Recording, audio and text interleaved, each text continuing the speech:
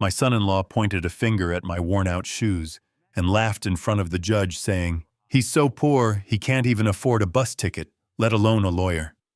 Look at him, he's pathetic." I sat there gripping my cane, saying absolutely nothing. The courtroom snickered, my own daughter looked away in shame, and the judge was about to bang his gavel to strip me of my rights. But then the heavy oak doors swung open and a man walked in. A man worth billions. A man who makes Wall Street tremble. And when he walked straight past the high-priced lawyers and shook my hand, the entire room went deadly silent. My son-in-law's smile vanished instantly, because he knew in that terrifying moment that he had just made the biggest mistake of his life. Before I tell you how I destroyed their greed with a single signature, let me know where you are watching from in the comments below. Hit like and subscribe if you believe that underestimate an old man is a dangerous game. The air in the courtroom was stale, smelling of floor wax and cheap coffee, but the stench of betrayal was far stronger. I sat alone at the defendant's table, feeling the cold wood against my wrists. My name is Bernie Caldwell, and at 72 years old, I was being put on trial for being too old, too poor, and apparently too stupid to manage my own life. Across the aisle stood my son-in-law, Brad Pierce. He looked like $1 million, or at least like someone who desperately wanted you to think he was worth that much. He was wearing a navy blue Armani suit that I knew cost $3,000 because I had seen the credit card bill he tried to hide. His hair was slicked back with enough gel to waterproof a boat, and his gold watch caught the fluorescent lights every time he waved his hand dismissively in my direction. "Your Honor," Brad said, his voice smooth and practiced like a salesman pitching a lemon as a luxury car. "We are not doing this out of malice. We are doing this out of love. Deep concerned love for a man who clearly can no longer take care of himself." He paused for dramatic effect, turning to look at the gallery, then back at the judge. "Look at him. Just look at him. He's wearing a coat from Goodwill that smells like mothballs. He drives a truck that should have been scrapped during the Reagan administration. His bank account has, $500 in it." Brad chuckled, a low, condescending sound that made my blood boil. "He can't even afford a lawyer to defend himself today. Does that look like a man capable of managing a prime piece of real estate? If we don't step in as his guardians, he's going to lose everything to some scam artist. Or worse, he'll just let that valuable land rot, just like he's rotting away in that basement." I looked down at my jacket. It was old, yes. The elbows were patched and the collar was frayed. But it was clean. And more importantly, it was paid for with money I earned from honest work, not borrowed from a bank or stolen from a relative. I looked over at my daughter, Melissa. She was sitting behind Brad, twisting a handkerchief in her hands. She wouldn't meet my eyes. She wore a pearl necklace that used to belong to her mother, my late wife, Catherine. Seeing it around her neck while her husband called me a rotting old man felt like a physical blow to the chest. "Mr. Caldwell," Judge Thompson's voice boomed from the bench. He was a tired-looking man who clearly wanted to get to his lunch break. "You have heard the petition. Your son-in-law and daughter are requesting full guardianship over your person and your estate, citing incompetence and financial instability. You have no legal counsel present. Do you understand the gravity of this situation? If you cannot afford an attorney, the court can appoint one, but that will delay these proceedings. Or do you intend to represent yourself against these claims?" Brad leaned against his mahogany table, smirking at me. He whispered loud enough for his lawyer to hear, but I heard it too. He doesn't even know what guardianship means. He probably thinks we're here to give him a bingo prize. His lawyer, a sharp-faced man named Gavin Ross, who charged $400 an hour, covered a laugh with a cough. They thought I was deaf. They thought I was feeble. They thought the old machinist whose hands were stained with grease for 40 years was just a piece of furniture they could move around or throw out. I slowly stood up. My knees popped a sound that seemed to echo in the quiet room. I didn't look at the judge immediately. I looked at Brad. I looked right into his arrogant, greedy eyes. "I understand perfectly, Your Honor. I said, my voice raspy but steady. I don't need a court-appointed lawyer, and I don't need to represent myself. I checked my old Timex watch. It was 10 o'clock exactly. My witness is here. Witness? Brad laughed out loud this time, shaking his head in mock disbelief. Who is he going to call? One of his buddies from the park? Are they going to testify that he can still feed the pigeons without falling over? This is a waste of the court's time, Your Honor. He's stalling because he knows he's lost. But his laughter died in his throat as the heavy double doors at the back of the courtroom groaned open. The sound was like a thunderclap. Heads turned. The bailiff straightened his spine. Even the court stenographer stopped typing. Walking through those doors wasn't a park buddy. It wasn't a neighbor. It was a man flanked by 4 assistants in matching gray suits carrying briefcases that looked like they contained nuclear codes. The man himself was tall, silver-haired, and wearing a suit that made Brad's Armani look like a Halloween costume. He walked with the kind of confidence that can't be bought, only earned through decades of wielding absolute power. It was Alexander Harrington, the CEO of Harrington Industries, the man whose face was on the cover of Forbes last month, the man Brad had been trying to get a meeting with for 5 years and failed every single time, and he was walking straight toward me. Silence is a weapon if you know how to use it. While my son-in-law preened like a peacock in his expensive suit, waiting for me to explode or break down in tears, I simply stared at the scarred knuckles of my right hand. These hands had built engines for tanks. They had lathed steel with a precision of 1,000th of an inch. They had held my wife's hand as she took her last breath. They were steady then, and they were steady now. I did not feel the shame Brad wanted me to feel. I felt the cold, hard calculation of a mechanic listening to a machine that is about to break apart. My old Timex ticked against my wrist. 10:01. Precision matters. In my line of work, a fraction of a millimeter is the difference between a working engine and a pile of scrap metal. Life is no different. You just have to wait for the gears to align. That rhythmic ticking sound pulled me away from the sterile courtroom for a brief moment.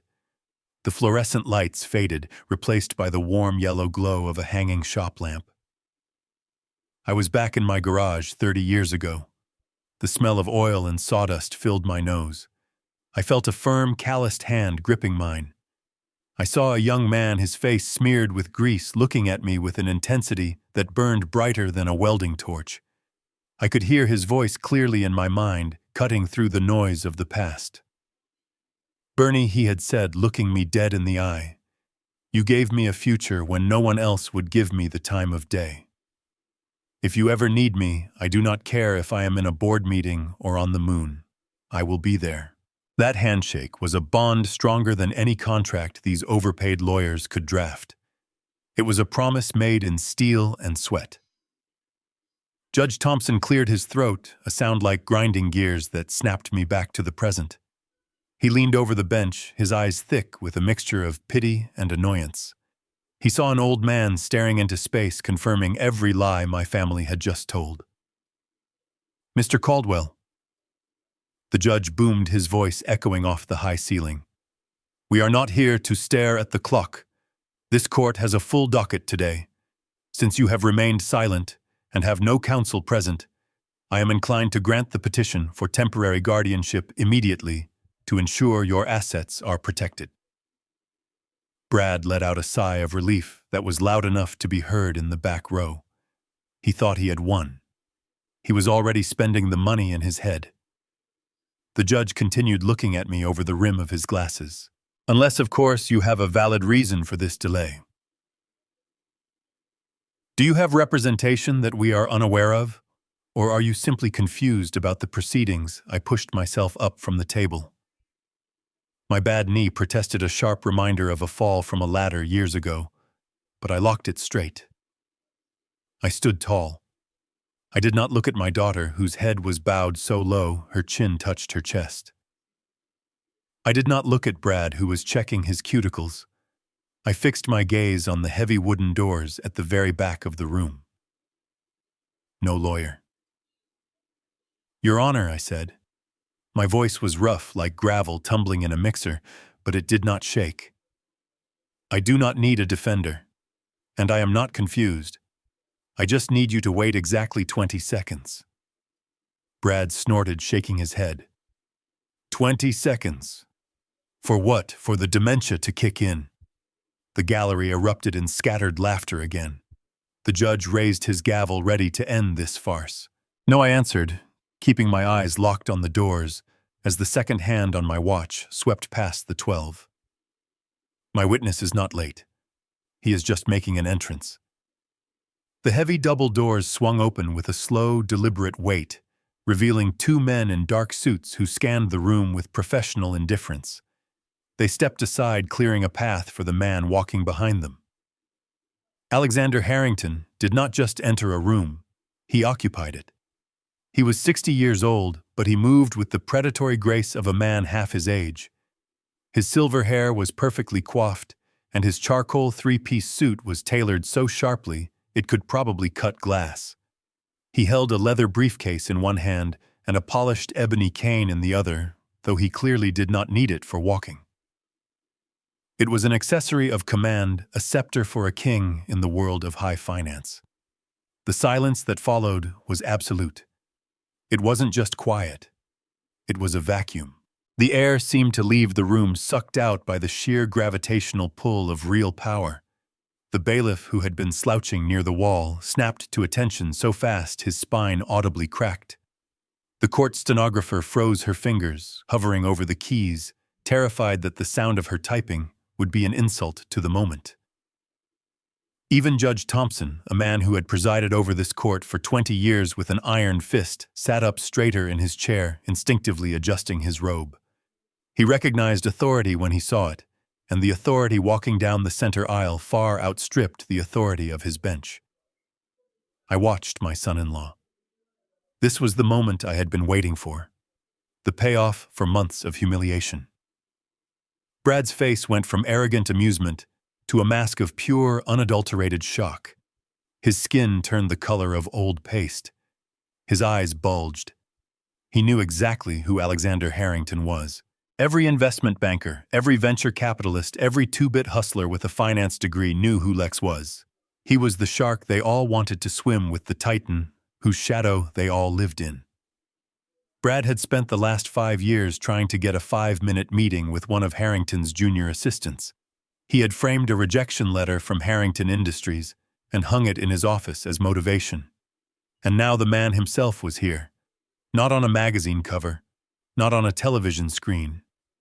Here, in a dingy county courthouse breathing the same stale air as us. The gold Mont Blanc pen that Brad had been twirling between his fingers, a pen he made sure to tell everyone cost $800, slipped from his sweaty grip.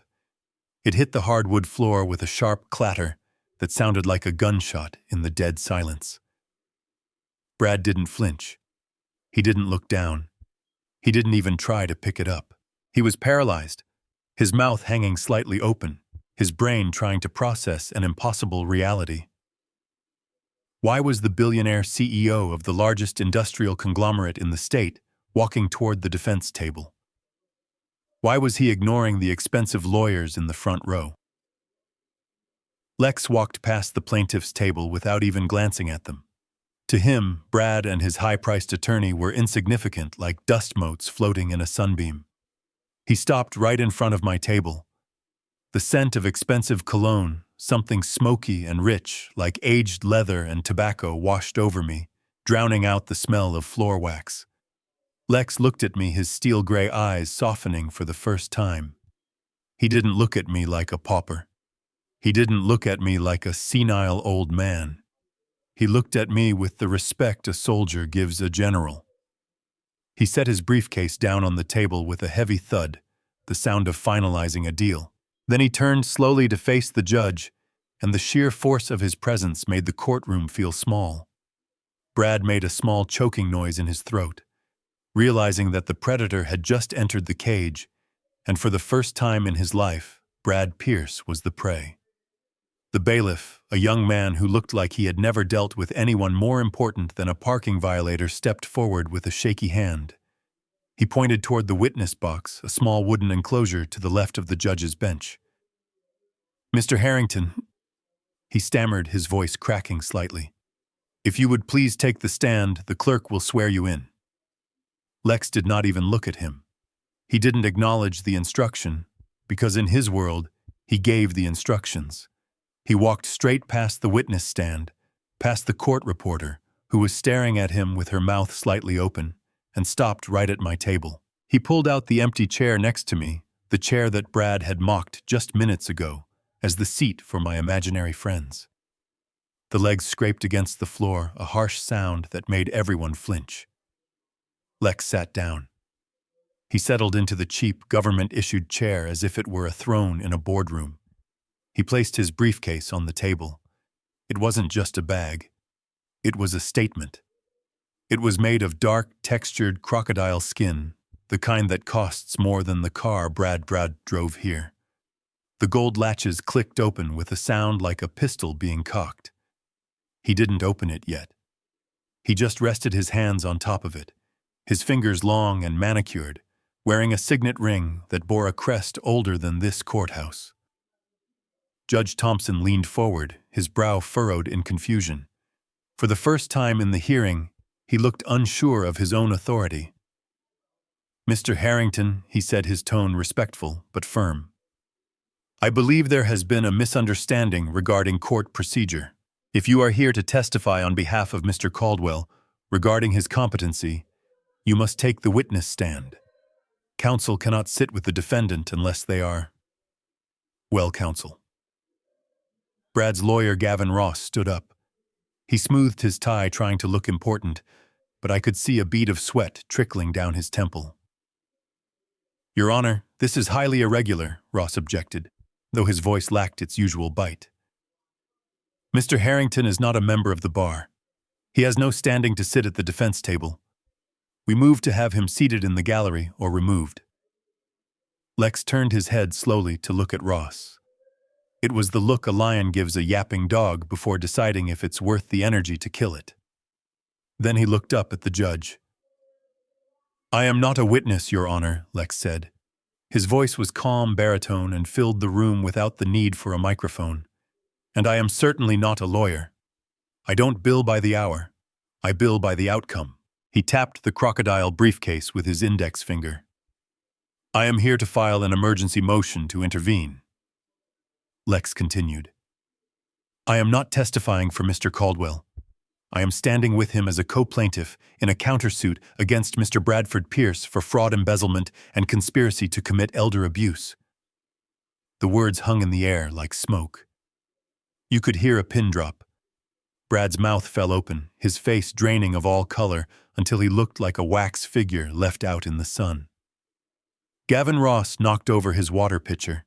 The ice cubes spilled across his table, soaking his expensive legal pad, but he didn't even move to clean it up. "A countersuit," the judge asked, blinking rapidly. "Mr. Harrington, this is a guardianship hearing." "Not anymore," Lex said, finally popping the latches of his briefcase. He pulled out a thick stack of documents bound in blue legal covers. "Because as of this morning, half of the assets Mr. Pierce is trying to seize do not belong to Mr. Caldwell alone. They belong to a joint trust established in 1985. A trust that I manage. So if this boy wants to steal Bernie's money, he's going to have to steal mine first. And I assure you, Your Honor, I am much harder to rob. To understand how I ended up sitting in a courtroom with a billionaire beside me and my own family trying to bury me, we have to go back to when the only thing I had to worry about was whether the base were biting. 3 months ago, my life was simple. It was quiet. And looking back now, it was the calm before the storm that would tear my world apart. I lived in a small cabin on the edge of Silver Lake. It wasn't a mansion. It was a modest 2-bedroom home with cedar siding that I had stained myself every other summer for the past 20 years. My wife Catherine and I had bought it back in 1989 when the area was just trees and water, long before the developers and the tech millionaires moved in. We had planted an oak tree in the backyard on the day we moved in, and now its branches stretched over the roof like a protective arm. That tree and I were the only two old things left on this side of the lake. That morning started like any other Tuesday. The sun was just beginning to burn the mist off the water, painting the sky in shades of pale orange and violet. I was in my kitchen making coffee. Not the fancy espresso stuff my son-in-law drinks, but real coffee, black and strong enough to wake up the dead. I cracked 2 eggs into a cast-iron skillet, listening to the satisfying sizzle as they hit the hot grease. The smell of bacon and old wood smoke filled the air. It was a smell of home, a smell of peace. I took my breakfast out to the back porch and sat in my rocking chair. The wood creaked under my weight, a familiar groan that sounded like an old friend saying hello. I watched a heron stalking fish in the shallows. My knee was aching a bit. A dull throb that usually meant rain was coming, but I didn't mind. At 72, aches and pains are just proof that you're still alive. I had my pension, I had my books, and I had the memories of Catherine in every corner of the house. I was content. I was free. Or so I thought. Then the phone rang. It wasn't a cell phone. I kept an old rotary phone on the wall in the kitchen because I liked the weight of the receiver and the mechanical sound of the bell. It rarely rang these days. Most of my friends were either deaf or dead, and the telemarketers usually gave up after I told them I didn't own a computer. But this ringing was persistent, harsh. It cut through the morning silence like a siren. I put down my coffee cup and walked back inside. I remember looking at the phone for a second, feeling a strange knot tighten in my stomach. Call it instinct. Call it a premonition. But I knew, even before I picked it up, that the peace I had cherished for so long was about to end. I lifted the receiver. "Hello, Dad?" It was Melissa. Her voice was high-pitched, breathless, the way it always got when she wanted something, or when she was hiding something. "Dad, are you okay? We've been so worried. Brad had a dream that you fell, and we just had to call." I frowned, looking down at my steady hands. "I'm fine, Melissa. I'm eating breakfast. Why would you be worried? I haven't heard from you since Christmas." "Oh, don't be like that," she said, and I could hear the fake pout in her voice. "We're coming to visit. Today. Brad wants to see the lake. We'll be there in an hour." Before I could say no, before I could tell them I wanted to be alone, the line went dead. I hung up the phone slowly. Outside, the wind picked up, rustling the leaves of the oak tree. The heron had flown away. The water was no longer smooth. It was choppy and gray. The storm wasn't just coming. It was already here, driving a Porsche Cayenne. It took 3 hours for them to arrive, but it only took 3 seconds for my life to go completely sideways. After that confusing phone call with Melissa, I tried to keep myself busy. I figured if they were coming to disrupt my peace, I should at least get some work done before the circus arrived. I went out to the garage to finish sanding an old rocking chair I was restoring. My garage was my sanctuary, organized with the kind of military precision that would make a drill sergeant weep with joy. Every tool had its place. Every can of varnish was labeled, and the floor was always swept clean. I was carrying a can of stain from the shelf to my workbench. I had walked that path 1,000 times. I knew every crack in the concrete, every uneven spot. But as I took a step near the back door, my foot hit something slick. It wasn't water. It was thicker like oil, but clear. Before my brain could even register the danger, my legs went out from under me. I fell hard. My hip slammed into the concrete with a sickening crunch that vibrated all the way up to my jaw. The can of stain flew from my hand, splashing dark liquid across the floor like blood at a crime scene. Pain, white-hot and blinding, shot through my leg. I gasped, trying to draw breath, but the wind had been knocked out of me. I lay there for a moment, staring up at the rafters, waiting for the spinning to stop. Why was the floor slippery? I never spilled anything. I was meticulous. I tried to push myself up, but my right leg screamed in protest. a jagged agony that made me cry out. I collapsed back onto the cold cement, my heart hammering against my ribs like a trapped bird. That was when I heard the car door slam outside. The timing was impeccable, almost too impeccable. Dad, Melissa's voice called out from the driveway. "Dad, are you in there?" "Help," I croaked. It was barely a whisper. I tried again, louder this time, fighting through the nausea rising in my throat. "In here, help me." The garage door opened, letting in a flood of harsh sunlight. Brad and Melissa stood silhouetted in the doorway. They didn't run to me immediately. For a split second, and I swear on my wife's grave this happened, they just stood there. They looked at me lying in a puddle of wood stain, broken and helpless, and they didn't look horrified. They looked relieved, like a problem had just solved itself. Then the mask slipped back on. "Oh my God! Dad!" Melissa shrieked, rushing over but stopping short of the mess on the floor, careful not to ruin her suede boots. "Brad, call 911. He fell. "I told you something like this would happen." Brad walked over slowly, stepping carefully around the slick spot. He crouched down, his face close to mine. He smelled of expensive mints and new car leather. "Well, Bernie," he said, his voice devoid of any real warmth, "looks like living alone finally caught up with you, didn't it? This place is a death trap." I looked at the floor near his shoe.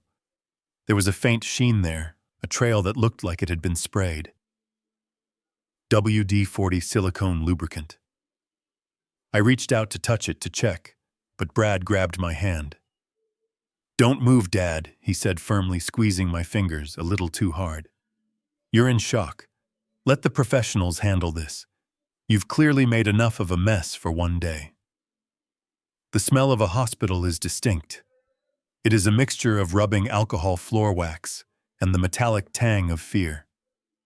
I woke up with my leg encased in plaster, elevated on a sling that looked more like a medieval torture device than medical equipment.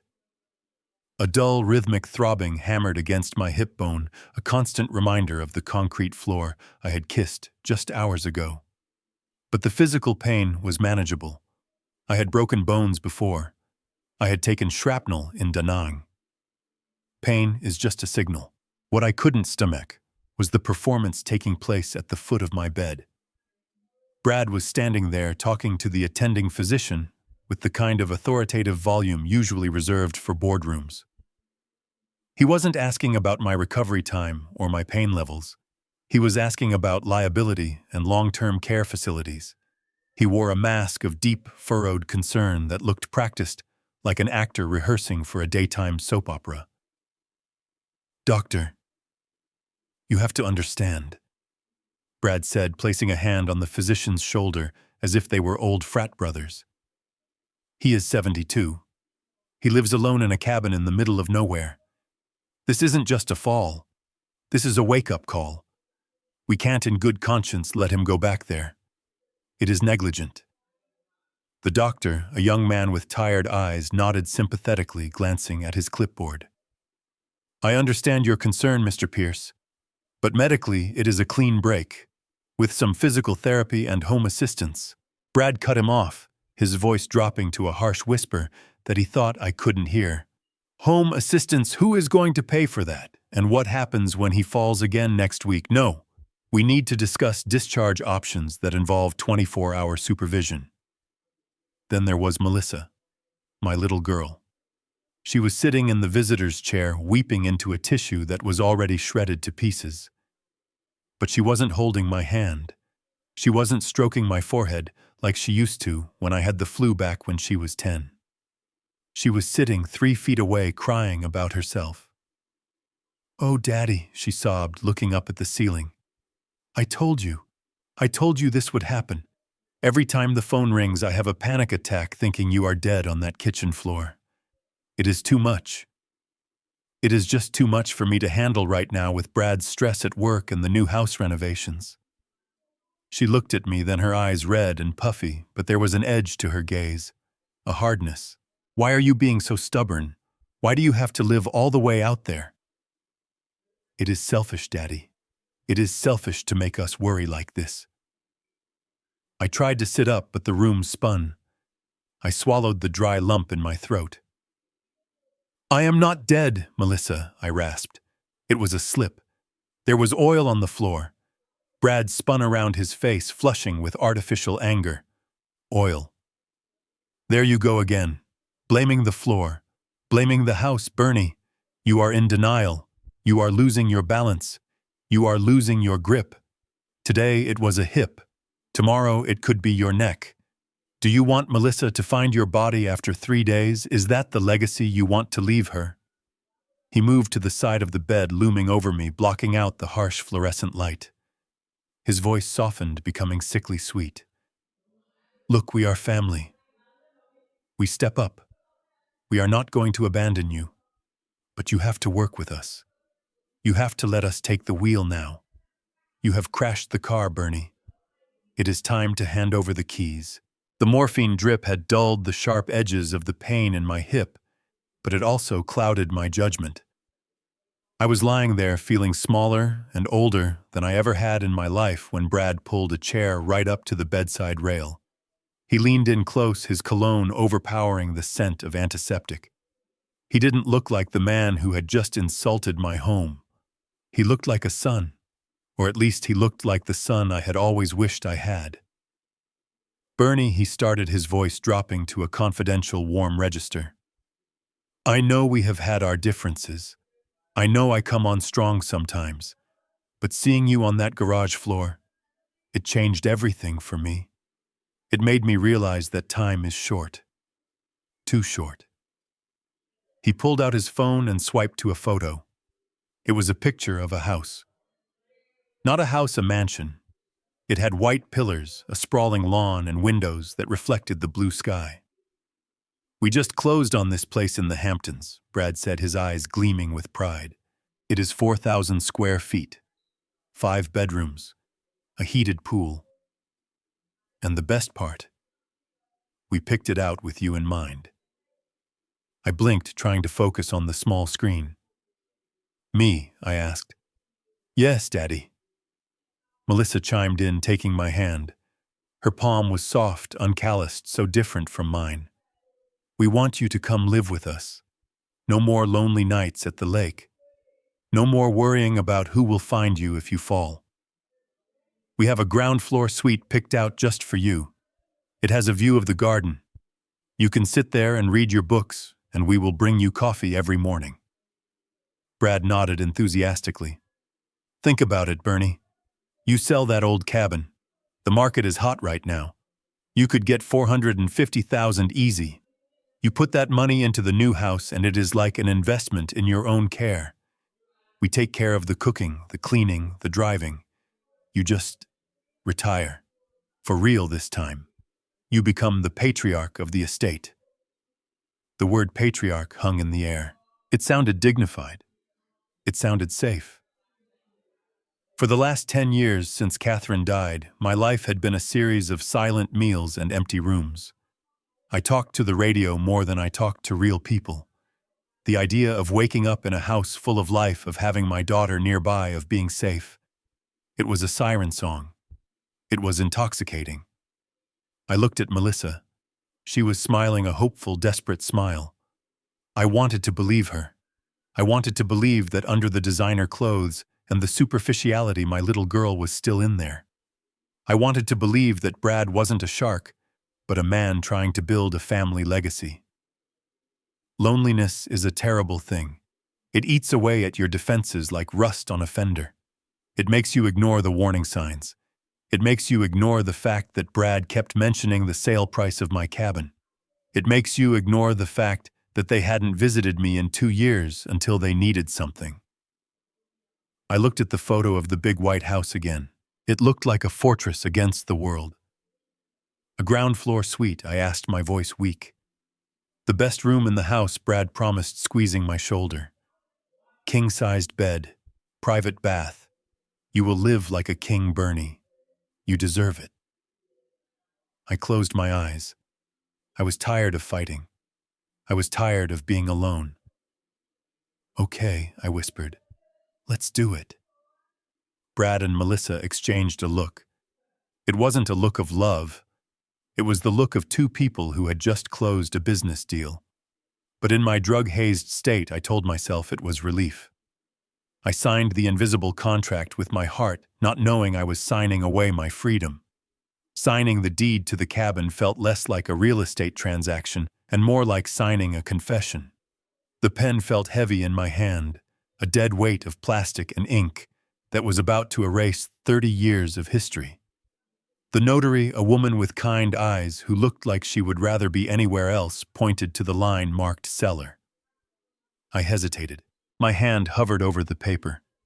This wasn't just wood and siding. This was the place where I taught Melissa to ride a bike. This was the place where Catherine and I sat on the porch and watched the rain until we were old and gray. Brad was standing behind me, practically vibrating with impatience. He checked his gold watch for the third time in a minute. Come on, Bernie, he urged, his voice tight. The buyers are wiring the funds within the hour. We don't want to spook them. The market is volatile. You hesitate now, and we lose 50 grand. I didn't care about the 50 grand. I cared about the ghost of my wife that I was leaving behind in the hallway. I pressed the pen to the paper and signed. Bernard Caldwell. The signature looked shaky, like a seismograph reading of an earthquake. After the notary left, the packing began. Or rather, the purging. Brad had hired a moving crew, but I insisted on packing the bedroom myself. I stood in front of the mantel, staring at the silver-framed photograph of Catherine.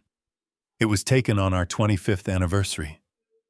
She was laughing, her head thrown back, her eyes crinkled with pure joy. I reached out and took it down. The wall behind it was a shade darker than the rest of the room, a rectangle of the past that had been protected from the sun. Seeing that clean spot broke something inside me that the fall in the garage hadn't. I wrapped the photo in bubble wrap, treating it as gently as I would a newborn baby. I felt like I was suffocating her. I felt like I was putting her in a box and sealing the lid. Great news, Dad. Brad burst into the room holding his phone up like a trophy. The wire just hit. $450,000. Clean. He didn't give me a moment to mourn. He sat down on the bed, my bed stripped of its sheets, and opened a banking app on his tablet.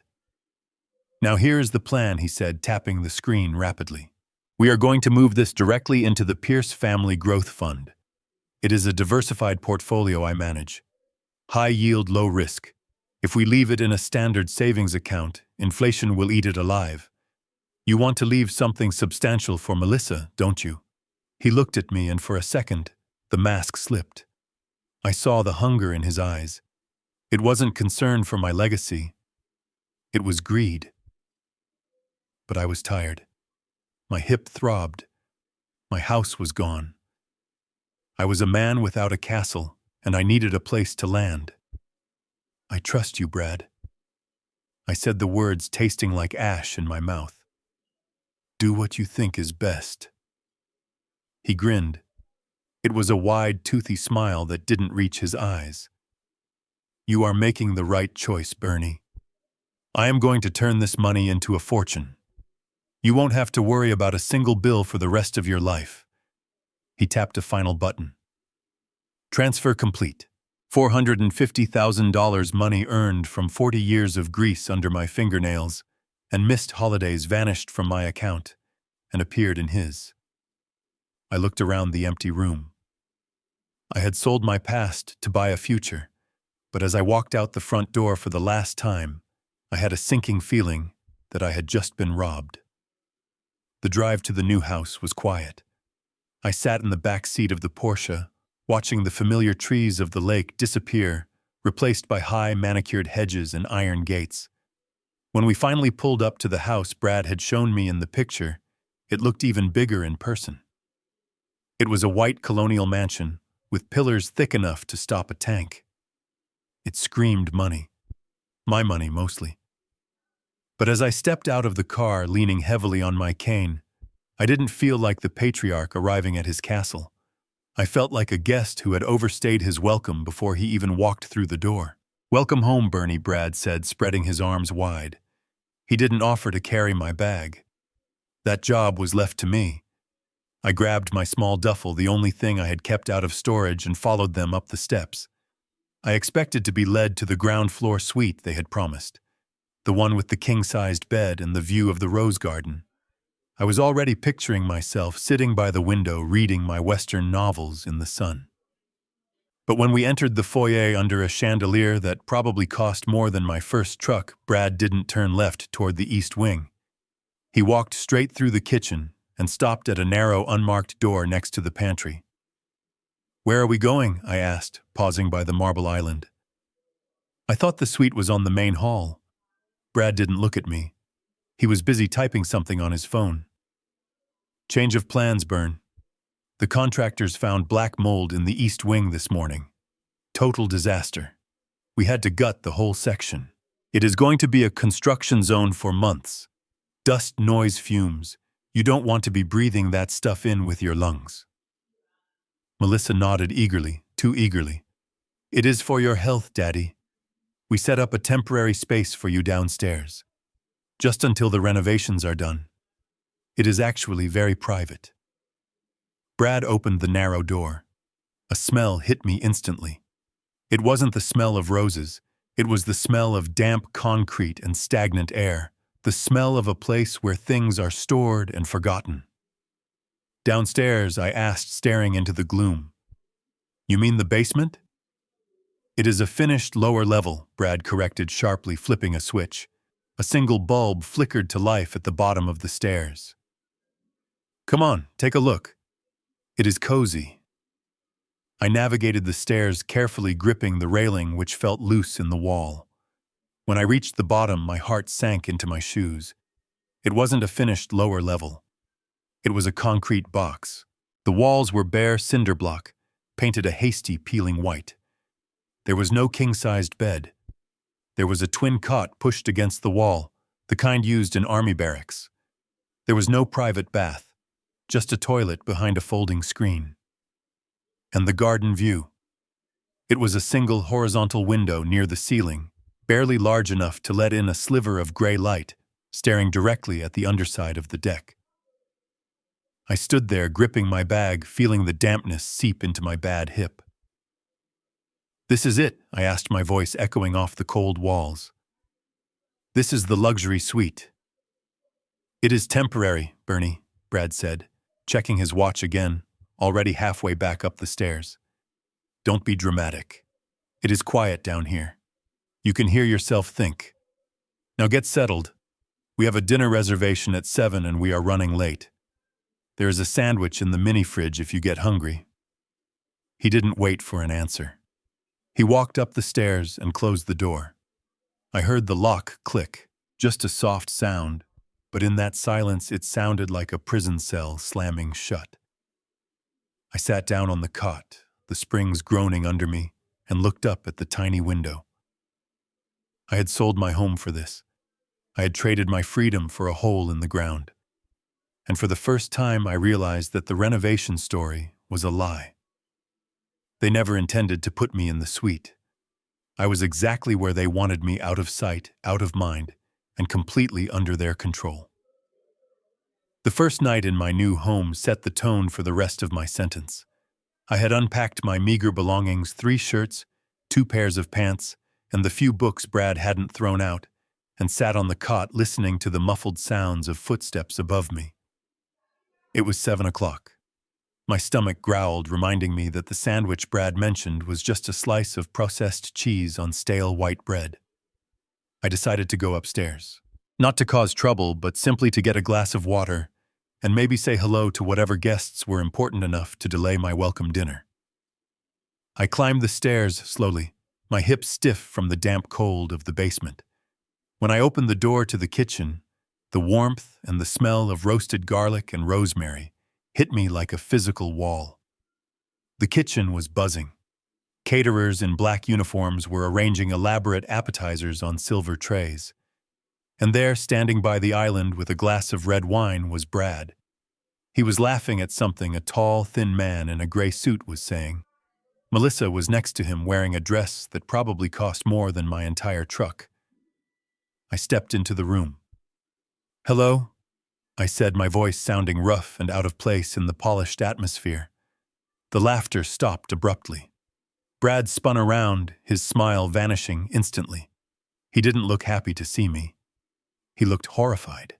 He walked over to me quickly, placing a hand on my chest to stop me from moving further into the room. "Bernie," he hissed, his voice low and tight.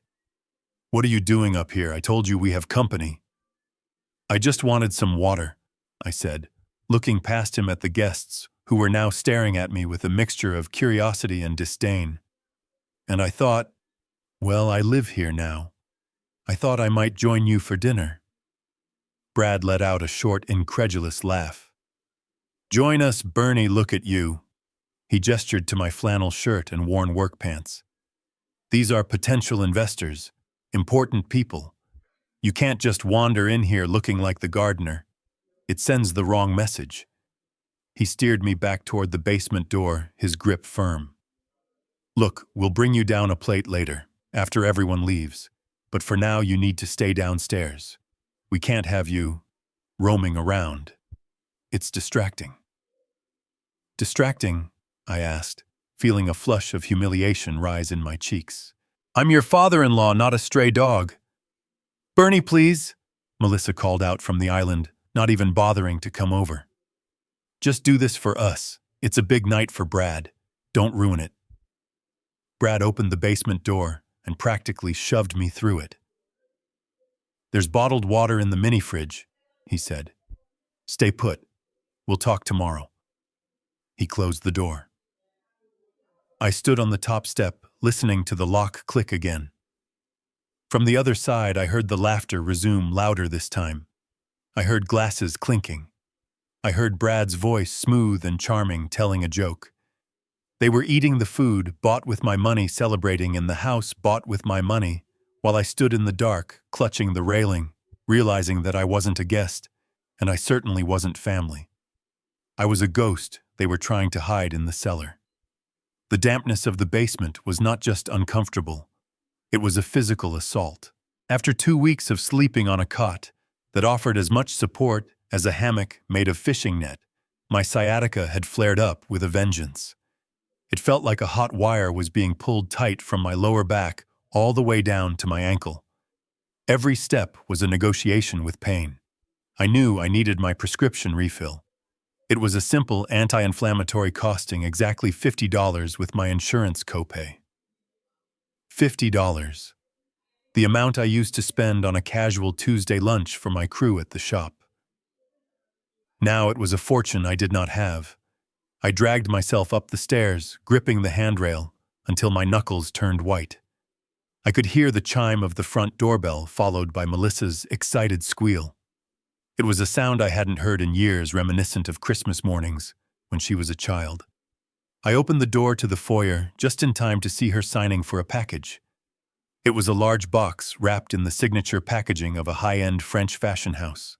Melissa was sitting on the floor, tearing into the box with a box cutter, her eyes wide and manic. She pulled out a handbag.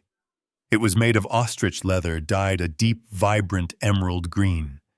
She held it up to the light, turning it side to side, practically purring at it. "It is beautiful, isn't it?" she asked, not really looking at me, just sensing my presence. "Brad said I needed to upgrade my wardrobe for the gala next week." "It is very nice, Melissa," I said, leaning against the doorframe to take the weight off my bad leg. "Listen, honey, I need a favor. My back is locking up. I need to go to the pharmacy to get my refill. I just need $50 for the copay." Melissa's smile vanished instantly. She lowered the bag, resting it on her lap protectively, as if my poverty might stain the leather. "Oh, Dad." "Again." "We just bought you groceries on Monday. It is medicine, Melissa, not candy. I am in pain." She sighed, a long, exaggerated exhalation that signaled I was being a burden. "Dad, honestly, I don't have any cash. Brad handles all the accounts, now you know that. We are a little illiquid at the moment, because he moved everything into the new tech startup fund. I can't just pull money out of thin air. I looked at the green bag in her lap. Then I looked at her. The daughter who used to save her allowance to buy me socks for my birthday was gone, replaced by this woman who spoke in buzzwords she didn't understand. "That bag," I said quietly, pointing a trembling finger. "How much was it?" She flinched, pulling the bag closer to her chest. "That is irrelevant. It is an investment. It is for appearances. You don't understand how this world works, Dad. You have to look successful to be successful." "How much, Melissa?" 12,000. She snapped, her voice rising defensively. "It was $12,000. And don't look at me like that. We deserve nice things. We work hard." "You don't work, Melissa," I said, the truth slipping out before I could stop it. "And Brad doesn't work. You are spending my retirement money. You are wearing my house on your arm while I can't afford to walk without pain." Her face hardened. She stood up, clutching the $12,000 bag like a shield. "Stop it. Stop guilt-tripping me. This is exactly why Brad says you are toxic. You are jealous of our success. If your back hurts so much, maybe you should lie down and rest instead of standing here counting our pennies." She turned her back on me and walked into the living room, effectively ending the conversation. I stood there for a long time, the pain in my leg throbbing in rhythm with my heartbeat. But the pain in my chest was worse. I realized then that I hadn't just lost my money. I had lost my daughter. She hadn't just been brainwashed. She had been bought. And apparently, the price of her conscience was exactly one green ostrich leather handbag. I turned around and slowly, painfully descended back into the dark. I didn't ask for medicine again. The ceiling of my basement prison was not soundproof, and on that Saturday night, every footstep from the floor above felt like a stomp on my chest. It was the night of Brad's big fundraising gala for his venture capital firm. He called it a strategic networking event. I called it a crime scene. From my cot, I could hear the smooth jazz playlist he had curated loud enough to drown out the hum of the dehumidifier, but not loud enough to mask the clinking of crystal glasses and the roar of expensive laughter. The smell was the worst part. It drifted down through the air vents, a cruel reminder of the life I was funding, but was forbidden to touch. It was the scent of roasted lamb with rosemary, the earthy aroma of truffle oil, and the sweet, buttery smell of puff pastry. I knew that smell. Brad had hired Chef Marco, the most expensive caterer in the city. I knew this because I had seen the invoice on the kitchen counter before Brad snatched it away. $15,000 for one night of food. $15,000 of the money I had sweated for, burned in a few hours to impress people who probably didn't even like him. I looked down at my own dinner. It sat on a paper plate on top of an overturned milk crate I was using as a table. 2 slices of white bread that were starting to harden at the crusts, and a single sad slice of bologna that looked as gray as the cinder block walls. I didn't have mustard. I didn't have a drink other than the tap water from the bathroom sink. I took a bite, the dry bread sticking to the roof of my mouth, and tried to swallow the anger along with it. Above me, the voice of my son-in-law boomed, amplified by a microphone. I could picture him perfectly. Standing on the grand staircase, holding a glass of vintage champagne, wearing a tuxedo that cost more than my first car. "Ladies and gentlemen," Brad announced, his voice oozing charm. "Thank you for being here tonight to celebrate the launch of the Pierce Horizon Fund. We are not just building wealth.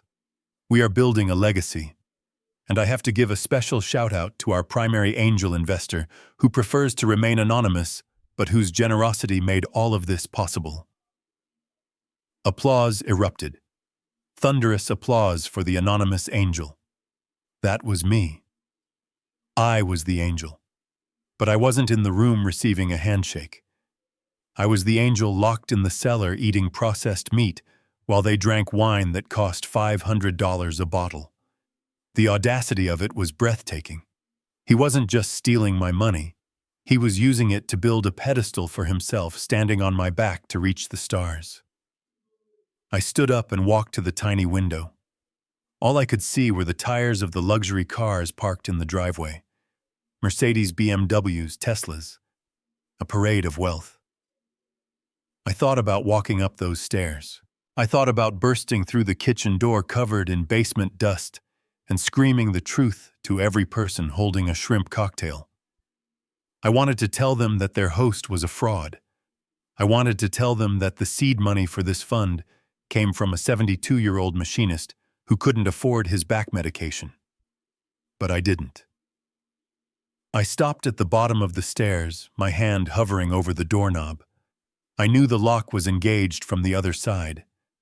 Brad had made sure of it. For my own safety, he had said. To keep me from wandering. I was not a guest at this party.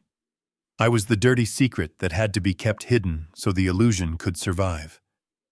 I sat back down on my cot, the taste of bologna bitter in my mouth, and listened to them toast to a future that they had stolen from me. Thirst is a primal instinct. It overrides pride. It overrides fear. And after 3 hours of lying in the basement, listening to the celebration of my stolen money, the metallic taste of the tap water from the bathroom sink became unbearable. I needed cold, clean water. I told myself I would be a ghost. I would slip up the back stairs, grab a glass from the drying rack, fill it, and disappear before anyone saw the old man in the flannel shirt. I timed my movement with a burst of applause from the living room. I crept up the stairs, my bad leg dragging slightly. The kitchen was momentarily empty, the catering staff busy circulating trays of lobster tails in the main hall. I reached for a glass sitting on the counter. It wasn't one of the crystal flutes. It was a simple, heavy glass tumbler probably costing no more than $2 at a discount store. But as my fingers closed around it, a sudden spasm of pain shot through my lower back, causing my hand to jerk. The glass slipped. It hit the granite countertop with a sharp crack, then bounced onto the tile floor, shattering into 100 jagged pieces. The sound wasn't loud, but in the brief lull of conversation, it sounded like a gunshot. I froze. I bent down trying to scoop up the shards with my bare hands, ignoring the sliver of glass that sliced into my thumb. "What do you think you are doing?" The voice didn't come from behind me. It came from the doorway, loud enough to carry into the living room. Brad was standing there, his face flushed with wine and rage. Behind him, a group of investors fell silent, their eyes widening as they looked from the handsome CEO to the old man on his knees. "I just wanted water," I stammered, blood dripping from my thumb onto the white tile. It slipped. "I will clean it up. Leave it!" Brad roared, storming into the room. He kicked a piece of glass away, sending it skittering under the fridge. "Look at this mess. I turned my back for 5 minutes to secure funding for our future, and you are in here destroying the house." "Brad, please," I whispered, standing up slowly. It was a $2 glass. "It is not about the glass, Bernie," he yelled, turning to face his guests, using me as a prop in his performance of the burdened saint. "It is about competence. It is about the constant drain on my energy and my resources. Do you have any idea how hard it is to run a multi-million-dollar firm when I have to babysit a senile old man who can't even hold a cup of water?" He pointed at me, his fingers shaking with theatrical anger.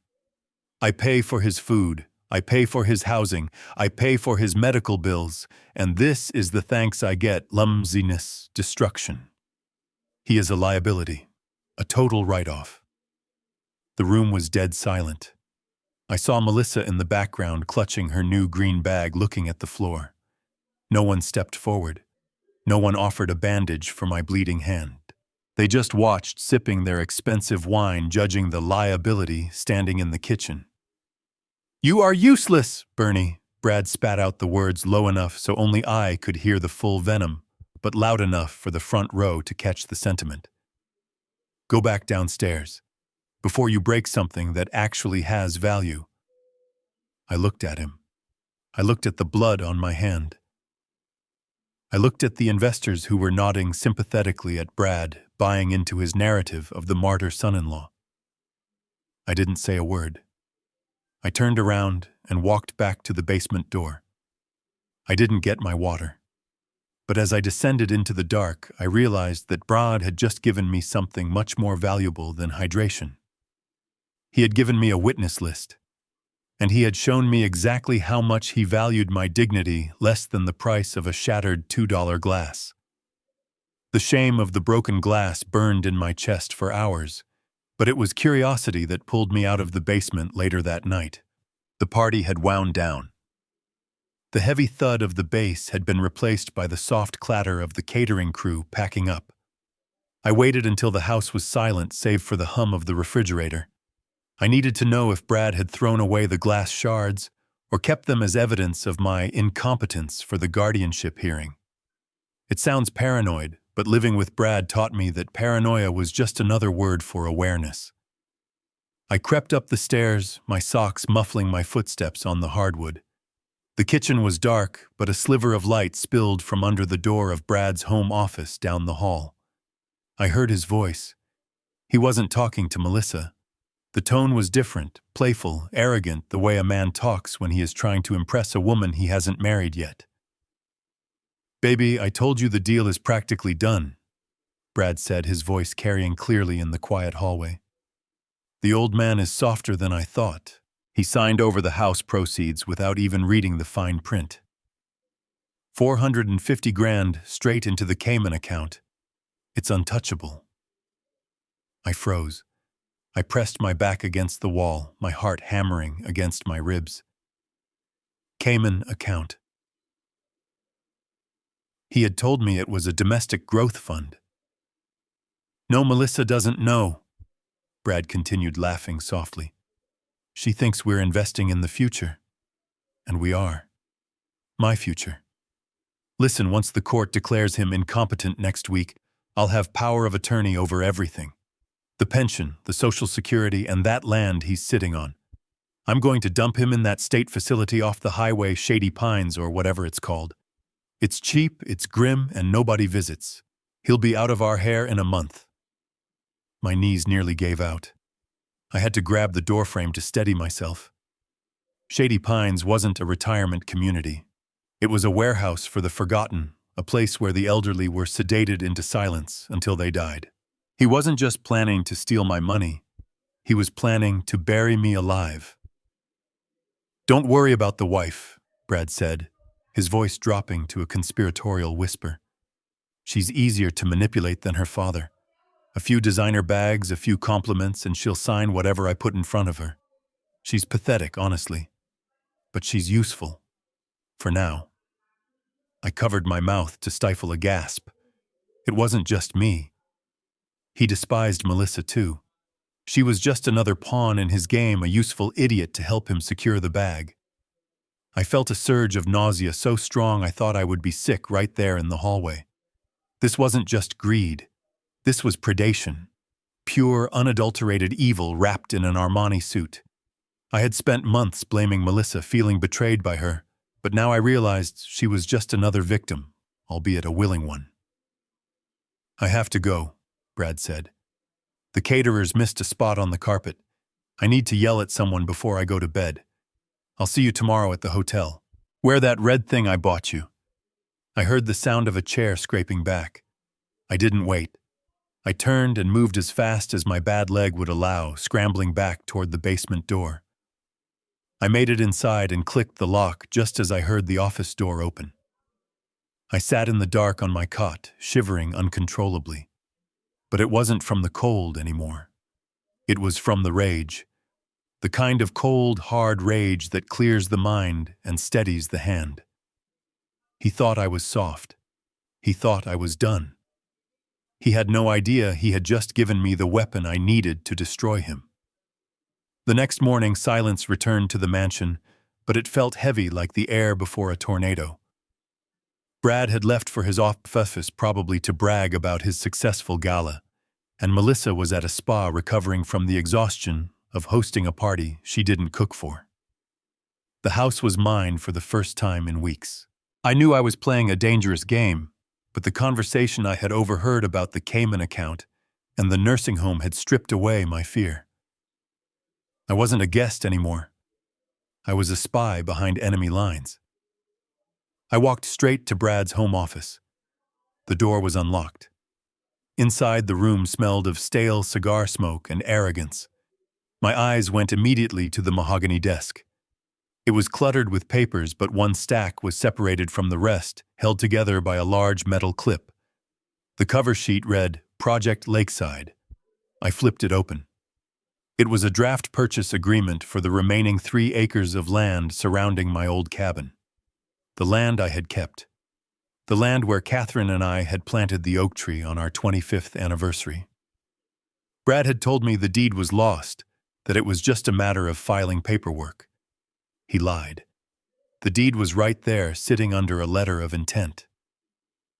My hands shook as I read Brad's scribbled notes in the margins. They were written in red ink, aggressive and dismissive. Swampland he had written next to the survey map. No commercial value. Dump it for $50,000 if necessary. Just get the liquidity. $50,000. He was willing to sell the last piece of my history, the soil that held my wife's ashes, for the price of a mid-range sedan. But as I turned the page, my rage turned into something colder, something darker. I saw the name of the prospective buyer, H.I. Holdings. Brad was an idiot. He thought H.I. Holdings was just some faceless shell company buying up cheap rural land. He didn't know that the H stood for Harrington. He didn't know that the I stood for Industries. He was trying to sell my land to Alexander Harrington. I looked at the map again. There was a red X drawn over the spot near the water, right where the great oak tree stood. Next to the X, Brad had written 2 words that made my blood freeze: bulldoze. Remove obstruction. He wanted to bulldoze Catherine. He wanted to sell her memory for pocket change to the one man in the world who would never allow it. I carefully placed the papers back exactly as I found them. A smile touched my lips for the first time in months. Brad thought he was playing chess, but he didn't even know who sat on the other side of the board. He was trying to sell a piece of my heart to my oldest friend, and he had just handed me the shovel I would use to dig his grave. The discovery in the office sat in my chest like a physical weight heavier than lead. Brad was not just a thief. He was an executioner waiting to bulldoze my life. I stumbled out of the office, my vision blurring at the edges. My heart, which had endured 72 years of hard labor and loss, began to flutter wildly. It felt like a bird trapped in a cage beating its wings against my ribs. I made it to the top of the stairs before my legs gave out. I collapsed onto the landing, clutching my chest, gasping for air that felt too thin to breathe. The pain was sharp, radiating down my left arm. Dad. It was Melissa. She was coming out of her bedroom wrapped in a silk robe. She dropped her phone and ran to me, her face pale. Brad. Help, Dad is having a heart attack. Brad appeared from the kitchen below, taking the stairs 2 at a time. For a second, I thought he looked genuinely scared. But as he knelt beside me, checking my pulse, I saw the calculation in his eyes. He wasn't checking to see if I was alive. He was checking how much time he had left. Call 911. Melissa screamed, reaching for her phone. Wait, Brad said, grabbing her wrist. His voice was calm, terrifyingly calm. Let's not panic. It might just be indigestion. We don't want to cause a scene with the ambulances if it is nothing. Indigestion. I wheezed, my vision tunneling. I can't breathe. Brad ignored me. He looked at Melissa. Go get the file from my desk. The blue one. The one labeled medical directives. We need to make sure we have the authority to treat him before the paramedics arrive. Melissa hesitated, looking from me to him. Brad. He is dying. Call the ambulance, do it! Melissa, Brad roared. Do you want them to put him in a state hospital? Do you want to lose the house? Get the damn file! She ran. She actually ran to get the file. I lay there on the cold floor, staring up at the chandelier. Brad leaned close to my ear. His breath smelled of coffee and mints. "Listen to me, Bernie," he whispered. "You are going to be fine. But you need to sign something for me. Just a little permission slip so I can get you the best doctors." "Okay." He wasn't calling an ambulance. He was pulling a pen from his pocket. Melissa returned with the file, her hands shaking. Brad flipped it open to a page I had never seen. It wasn't a medical directive. It was a durable power of attorney effective immediately upon incapacitation. "Sign this," Bernie Brad said, pressing the pen into my numb fingers. "Do it for Melissa.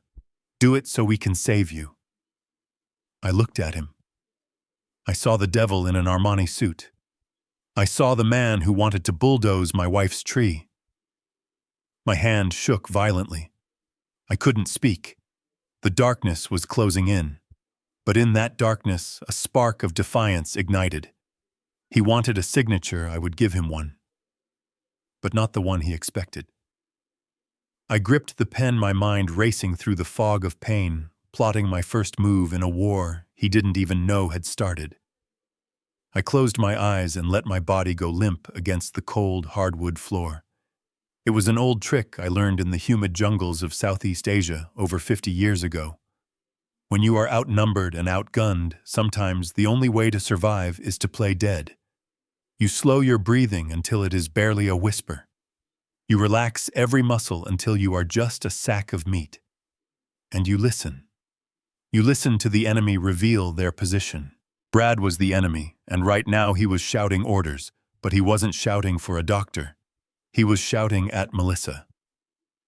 "Hold the paper steady," he hissed. "He is fading in and out. If he passes out before we get ink on this page, we are finished. The courts will freeze everything. Do you want to be homeless, Melissa? Do you want to lose the club membership? Hold the damn clipboard." I felt the stiff cardboard press against my chest. I felt Brad's hand, clammy and shaking with adrenaline, grab my right hand. He tried to jam the pen between my fingers. "Bernie," he said, his voice dropping to that fake soothing tone that made my skin crawl. "Bernie, can you hear me? We need you to sign this form so the doctors can treat you. It is for the surgery, Bernie. Sign it so we can save you." It was a lie so transparent it was almost insulting. But I didn't open my eyes. I let out a low, pained groan, the sound of a man on death's door. Internally, however, my mind was racing with the precision of a CNC machine. If I refused to sign, he might just let me die right here on the rug. If I signed with my normal hand, he would have the legal weapon to destroy me. I needed a third option. I let my right hand fall limp, the pen tumbling from my grasp. "Damn it," Brad cursed. "He is losing consciousness. Give me the pen." He tried to jam it back into my right hand, but I kept my fingers locked in a spasm, a rigid claw that refused to hold anything. I made my breathing shallow, ragged. Then slowly, painfully, I moved my left hand, my non-dominant hand, the hand that had never signed a check or a contract in 72 years. "He is trying to use his left hand," Melissa sobbed. "He is confused, Brad. He doesn't know what he is doing," Perfect Brad muttered. "It doesn't have to be pretty. It just has to be there." He placed the pen into my left hand. It felt alien awkward. I waited a beat, letting the suspense build, letting them sweat. Then I pressed the tip to the paper. I didn't sign my name. I dragged the pen across the line in a jagged, erratic scrawl. The B was backward. The rest was just a tremor in ink. It looked like the scratching of a man who had lost his mind, or a man under extreme duress. That was exactly what I wanted. I finished the squiggle and let the pen drop. Brad snatched the paper away instantly.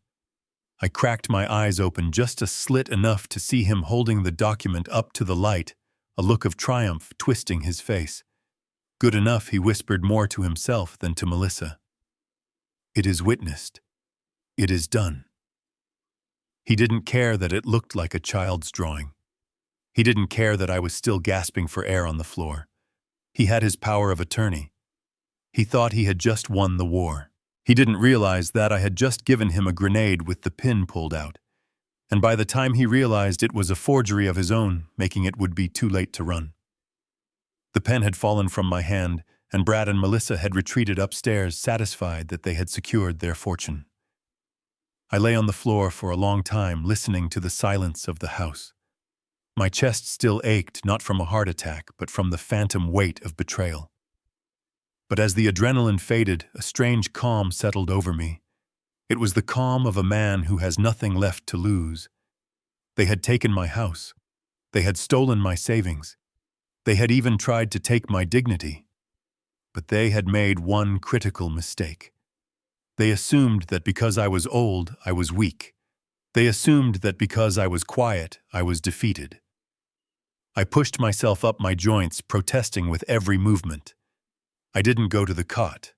Instead, I walked over to the corner of the basement where my old military footlocker sat.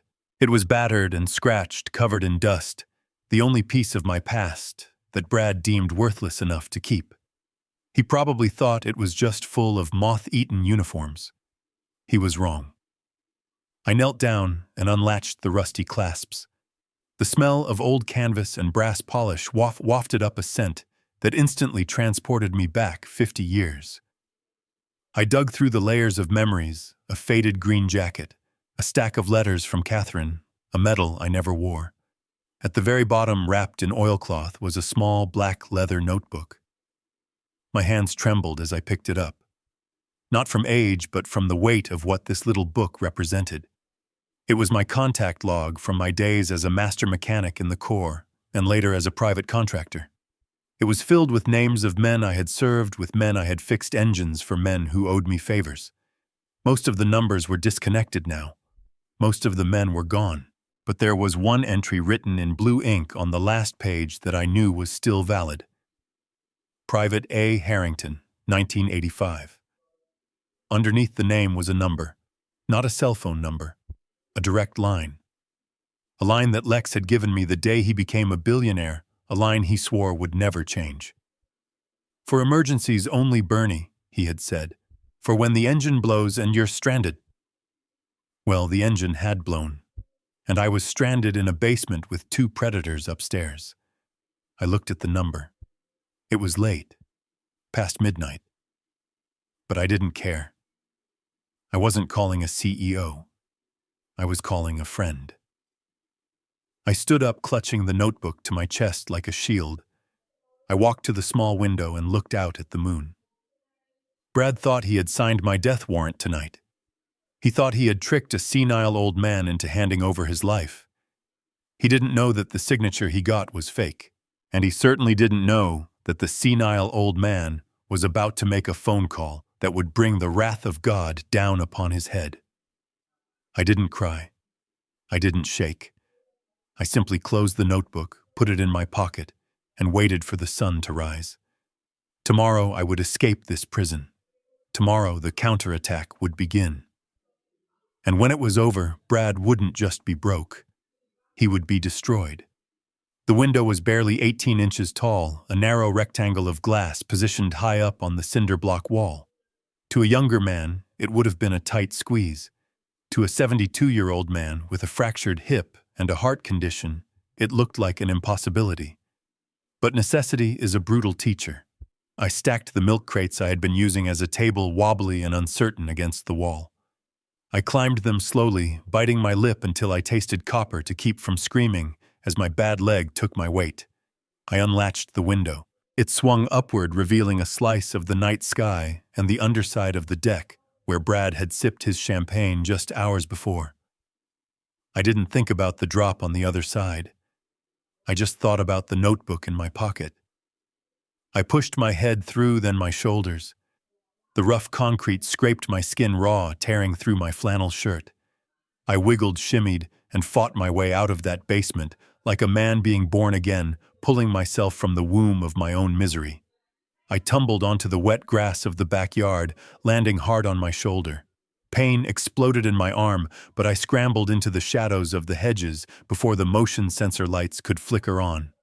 I was out. I was free. But freedom was 5 miles away at the nearest gas station. I walked.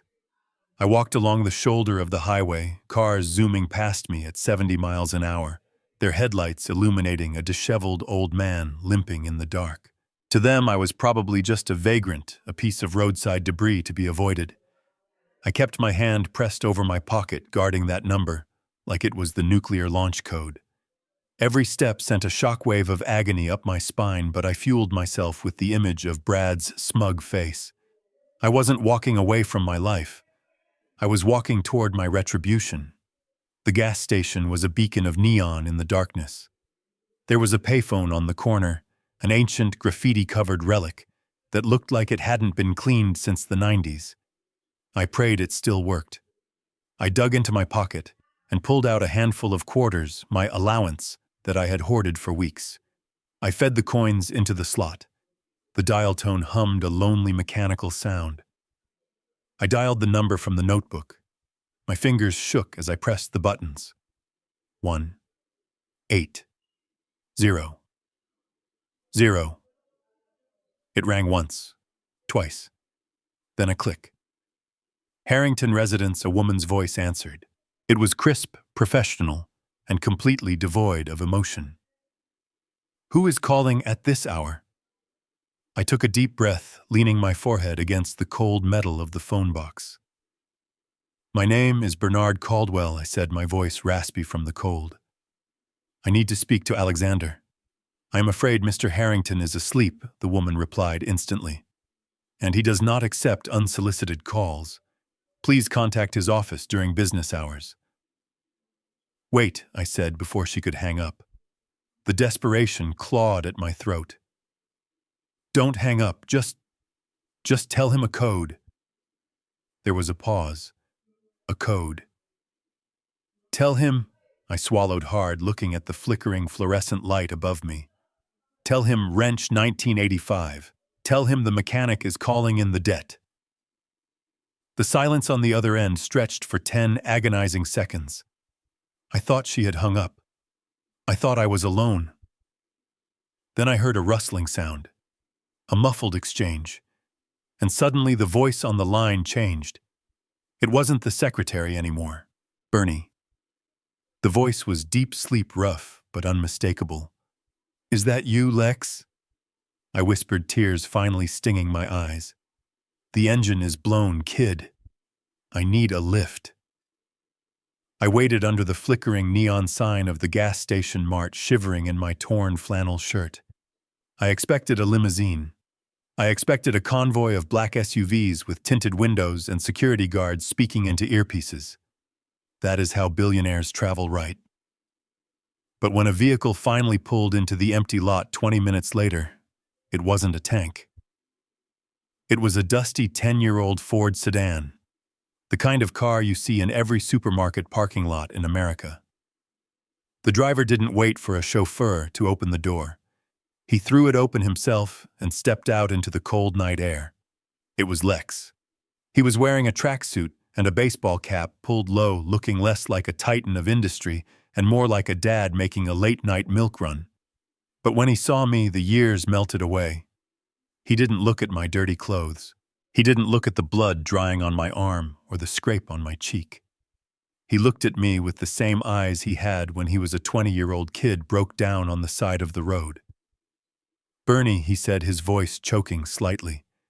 He didn't shake my hand. He pulled me into a bear hug. I stiffened at first, ashamed of my smell, ashamed of my weakness. I was a man who had lost his home, his pride, and his family. I felt small. But Lex held on tight, patting my back with a heavy hand. I got you, he whispered. I got you, old friend. He helped me into the passenger seat. The car was warm, smelling of old leather and coffee. He handed me a thermos. Drink, he said. It is black, just how you like it. As we drove away from the fluorescent glare of the gas station, heading toward the city skyline that glowed in the distance, I tried to apologize. Lex, I am sorry. I didn't know who else to call. Brad. He took everything. The house, the savings. He thinks I am senile. He is trying to put me away. Lex gripped the steering wheel so hard his knuckles turned white. He won't put you anywhere, Bernie. Not while I am breathing. But you need to understand something. You kept saying he took your money. The 400,000 from the house, I nodded, staring out the window. It is all I had, Lex. Lex laughed. It was a dry, humorless sound. Bernie, do you remember that $10,000 you gave me in '85? You said it was for parts.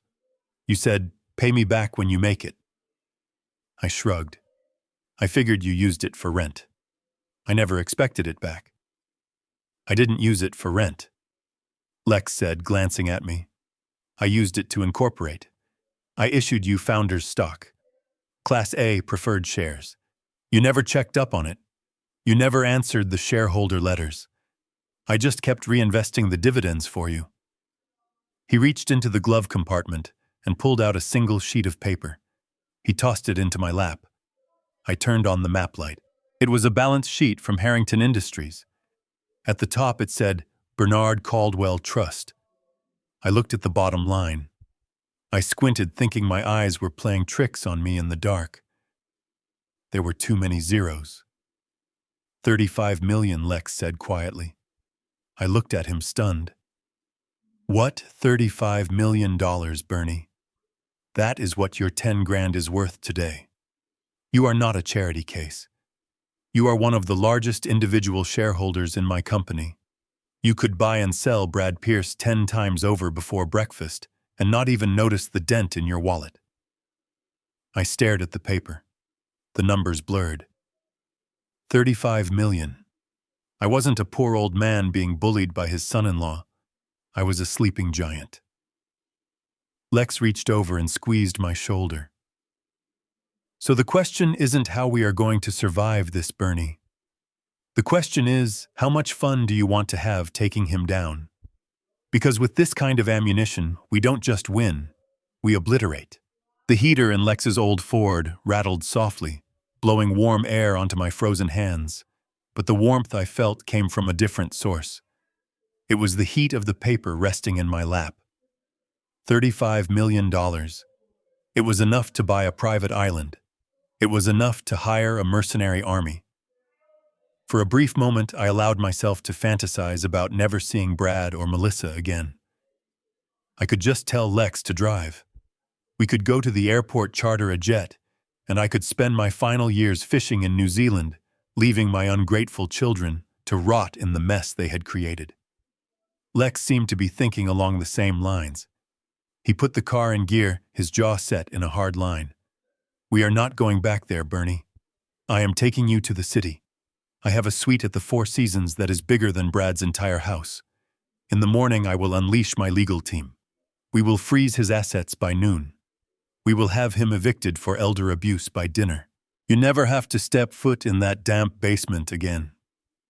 He started to pull away from the curb, but I reached out and placed my hand on his arm.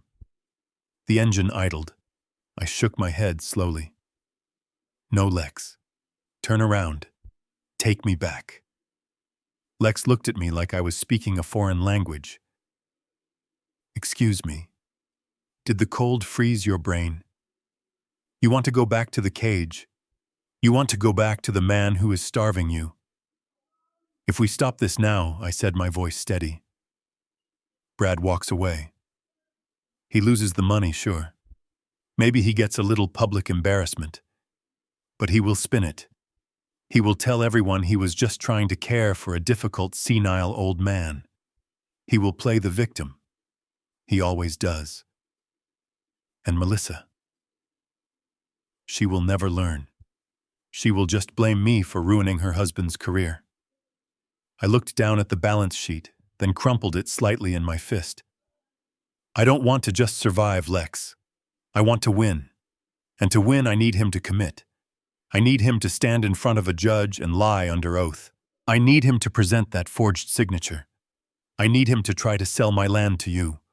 Lex stared at me, the streetlights casting shadows across his face. He saw the fire in my eyes.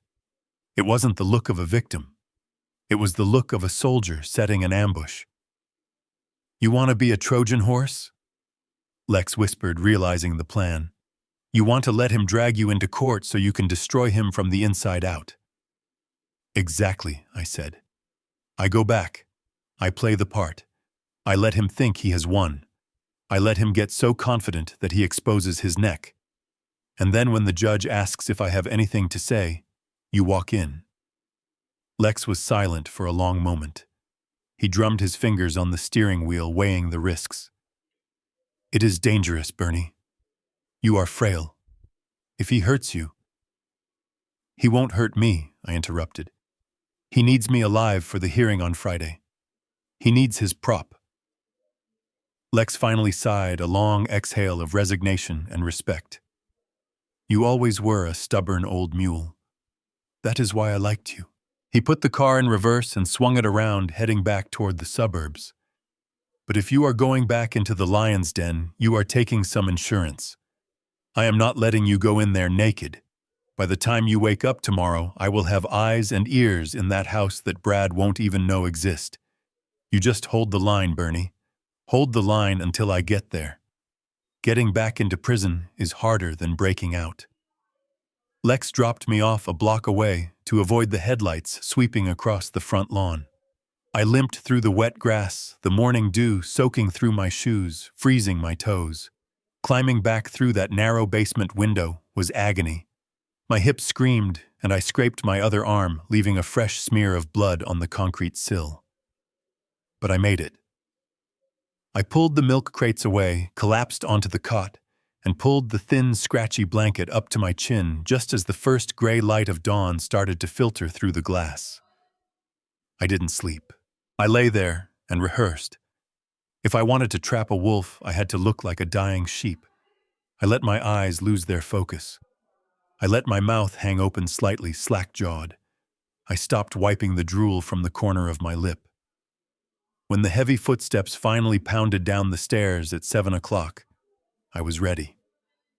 The door swung open, and Brad stood there holding a steaming mug of coffee. He didn't offer me any. He just stood in the doorway, wrinkling his nose at the smell of the damp room, checking to see if his problem had expired during the night. "Bernie," he barked. "You awake?" I waited a beat. Then another. I turned my head slowly, looking past him, staring at the blank wall. "Catherine." I mumbled, my voice trembling. "Is that you?" "Did you make the eggs?" Brad let out a short, cruel laugh. He took a sip of his coffee, stepping into the room with a new swagger. "Catherine is dead, Bernie. She has been dead for 10 years. God, you are losing it fast, aren't you?"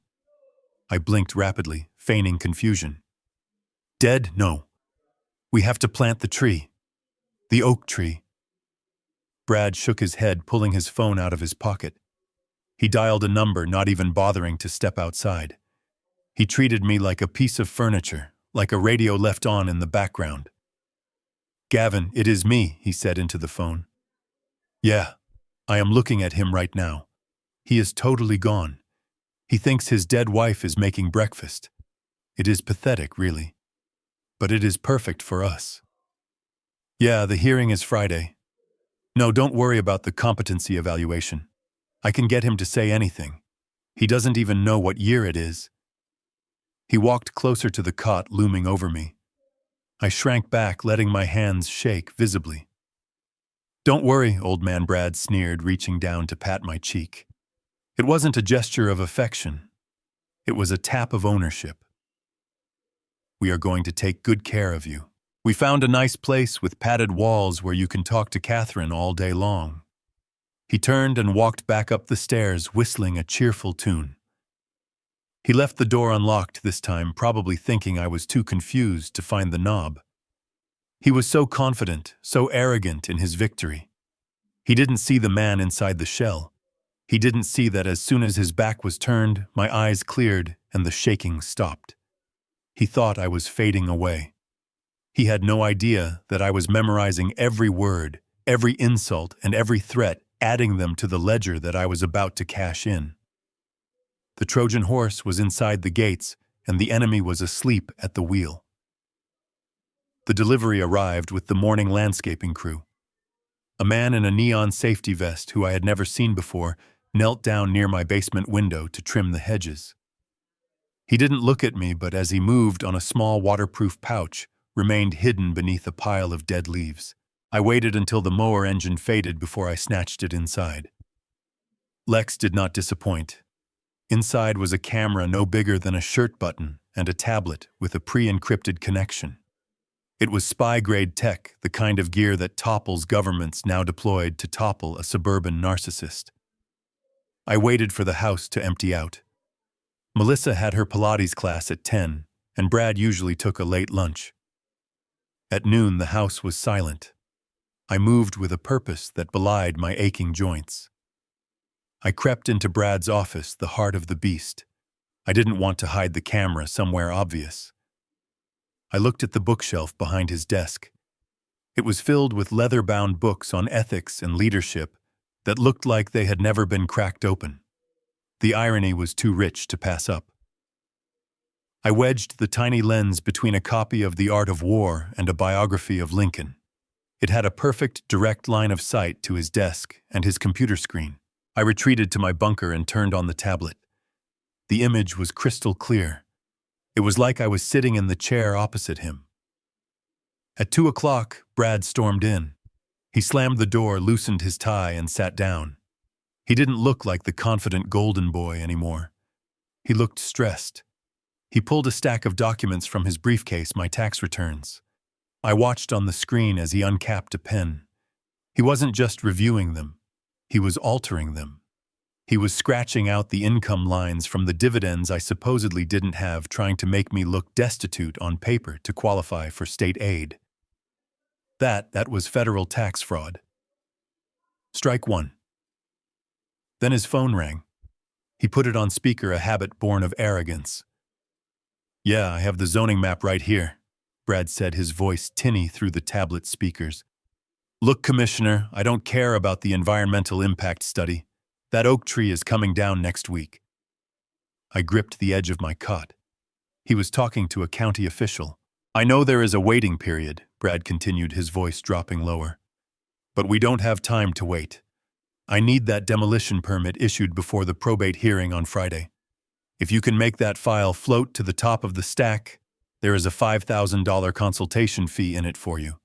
Cash. In a gym bag. Just like last time." I hit the record button on the screen. My hand was steady. Bribery. Conspiracy. Fraud.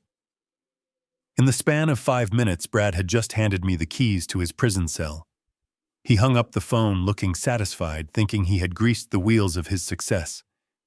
He had no idea that the silent eye on his bookshelf had just captured his confession in high definition.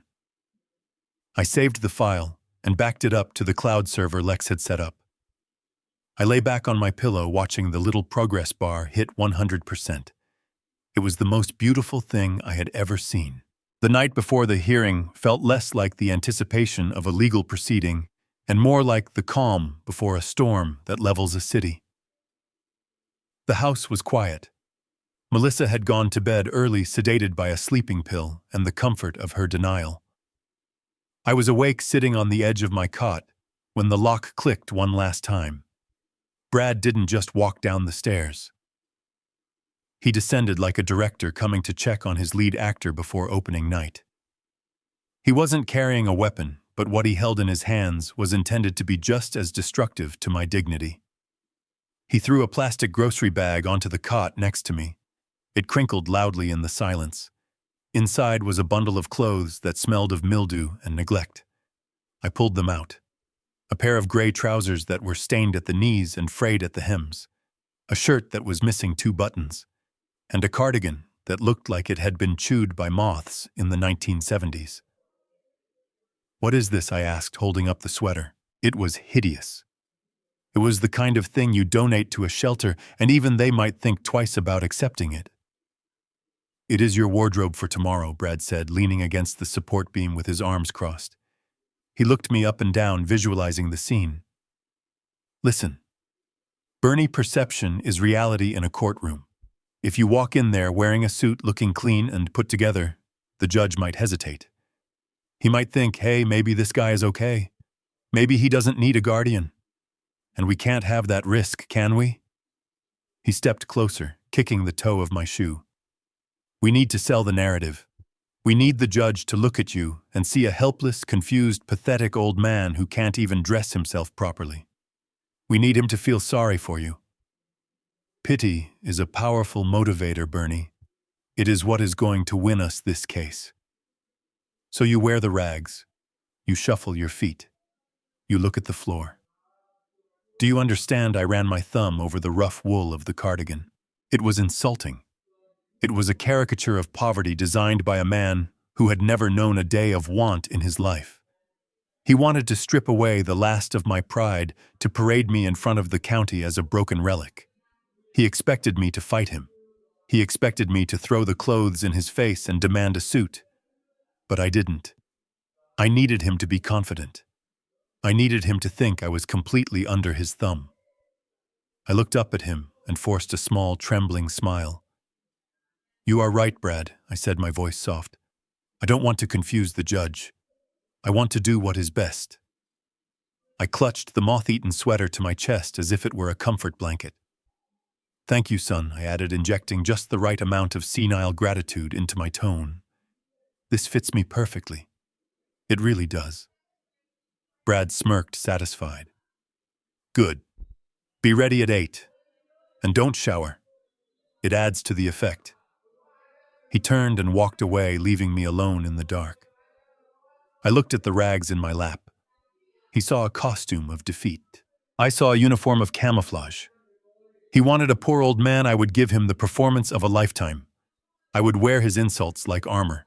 And when the moment came to shed them, the contrast would only make his destruction more absolute. The house was finally silent, settled into the heavy breathing quiet of 3 a.m.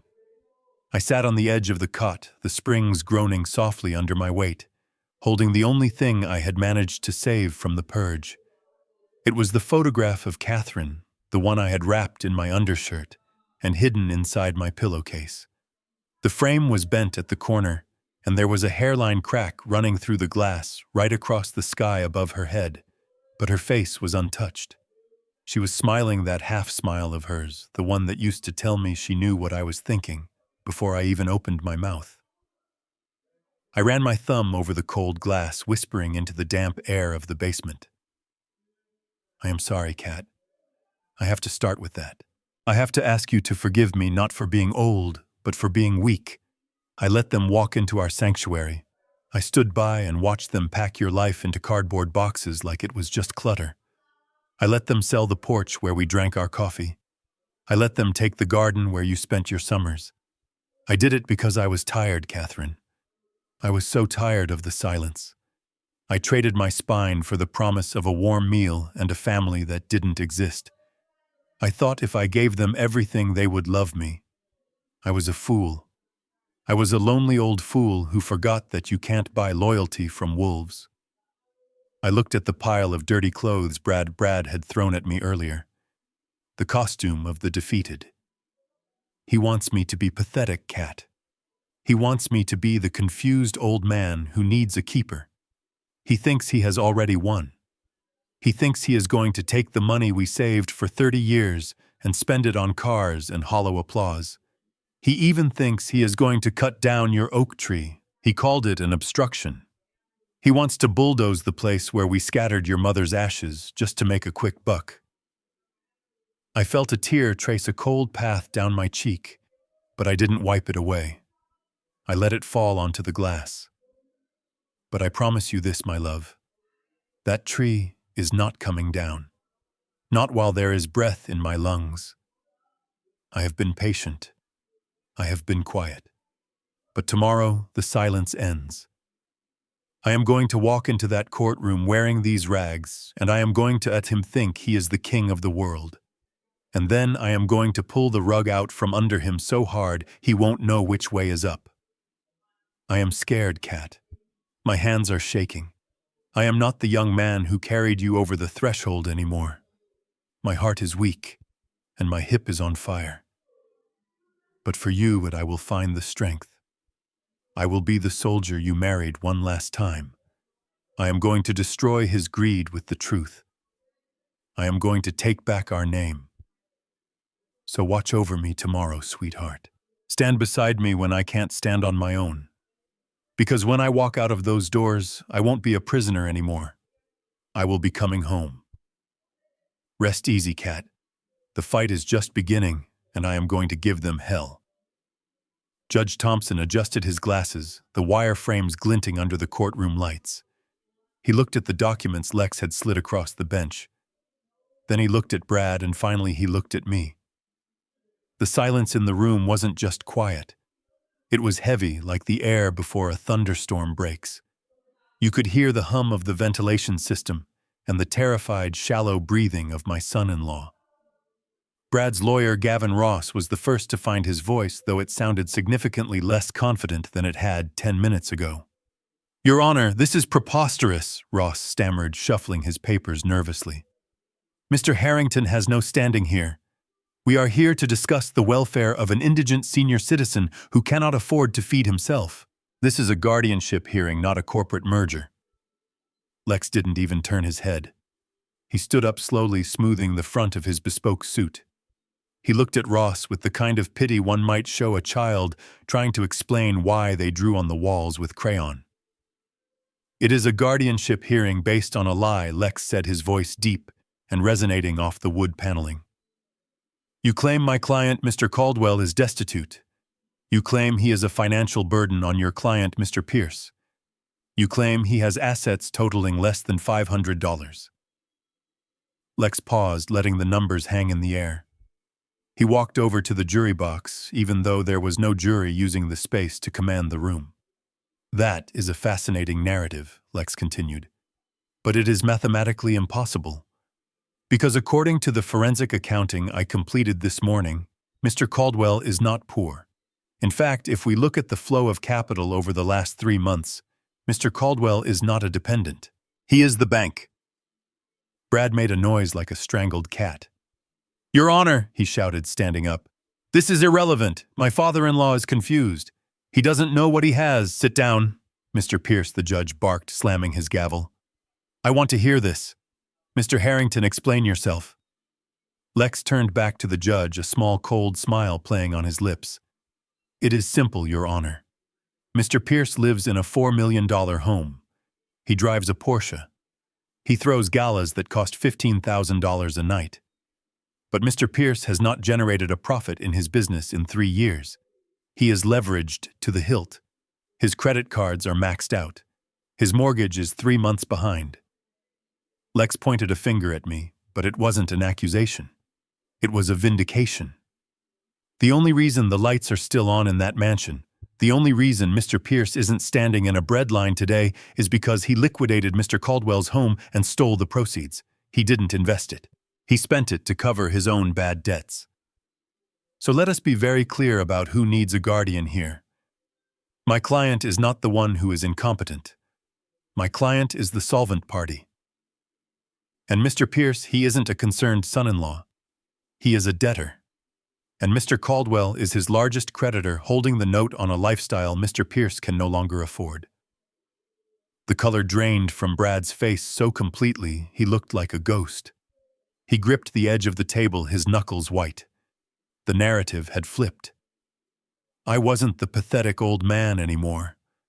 I was the man holding the leash, and Lex had just pulled it tight. "That is a lie," Brad shrieked, his voice cracking like a teenager's. He jumped up, knocking his chair back against the railing. "The money is in a diversified blind trust. It is locked up in long-term bonds. You can't just access it. It takes time to mature." Lex didn't even blink. He didn't look at Brad. He simply raised his hand, and one of his assistants placed a large foam core board on an easel facing the judge. It was a blown-up graphic of a bank statement redacted of sensitive numbers, but clear enough for everyone in the back row to read. "Let us look at this maturity, shall we?" Lex said, his voice dripping with icy sarcasm. He pulled a laser pointer from his pocket. The red dot danced across the chart. Here is the deposit on October 15th. $450,000. The entire net proceeds from the sale of Mr. Caldwell's cabin. The dot moved down a line. And here is October 16th. A wire transfer of $82,000. Was this for stocks, bonds, num? It went to Porsche Financial Services to pay off the arrears on your lease, Mr. Pierce. Brad's mouth opened and closed, but no sound came out. Lex continued relentless. November 2nd. $50,000 transferred to an offshore crypto exchange that is currently being investigated by the SEC for fraud. November 10th. $25,000 to a luxury watch dealer in Manhattan. And my personal favorite. The red dot circled a cluster of transactions in December. $110,000 paid to the Bellagio Hotel and Casino in Las Vegas. The courtroom gasped. It was a genuine collective intake of breath. Was that a business trip, Mr. Pierce? Lex asked, finally turning to face him. Did you invest my client's retirement on the roulette wheel? Because according to these records, the house won. And the current balance of the so-called Pierce Family Growth Fund is exactly $12.42. I watched Melissa. She was sitting directly behind Brad, her hands covering her mouth. Her eyes were wide, fixed on the chart. She was trembling. She stood up slowly, her legs shaking so bad I thought she would fall. Vegas, she whispered. Her voice was barely audible, but in the silence it sounded like a scream. You said you were at a fintech conference in San Francisco. You said the market was down. You told me we couldn't afford Dad's medication because of inflation. Melissa, sit down. Brad hissed, spinning around to grab her arm. Don't listen to him. He is manipulating the data. It is a smear campaign. Don't touch me, she screamed, recoiling from him, as if he were made of fire. She looked at the chart, then at me. She saw the old coat I was wearing.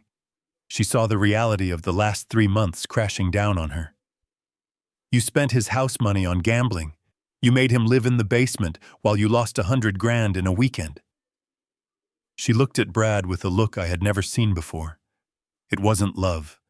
It wasn't fear. It was pure, unadulterated disgust. I didn't know, Dad. She sobbed, tears streaming down her face, ruining her makeup. I swear to God I didn't know. He told me it was safe. He told me he was taking care of us. Brad looked around the room, sweat pouring down his face. He was cornered.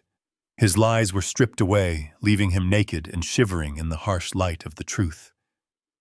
But Lex wasn't done. He stepped closer to the railing. Oh, Mrs. Pierce, he said softly. The gambling is just the tip of the iceberg. Wait until you hear what he tried to do with the land. But the land... Brad stammered. His eyes darting around the courtroom like a trapped animal trying to find a cracked window. We are forgetting the land. He still owns the 3 acres by the lake. It is prime real estate. I have the power of attorney right here. I have the authority to manage all his assets, and that land is worth at least $200,000. I can sell it to cover the debts. I can fix this. He was grasping at straws, desperate to prove that there was still something left to squeeze out of the stone. He looked at the judge, pleading his case with sweaty desperation. Your Honor, the liquid assets may be temporarily unavailable, but the real estate is solid. As his guardian, I have a fiduciary duty to liquidate non-essential assets to pay for his care facility. That lot is just dirt and an old tree. It is a waste of capital. It needs to be sold. Lex let out a low, dry chuckle. It echoed in the silent courtroom, cutting through Brad's panic like a knife.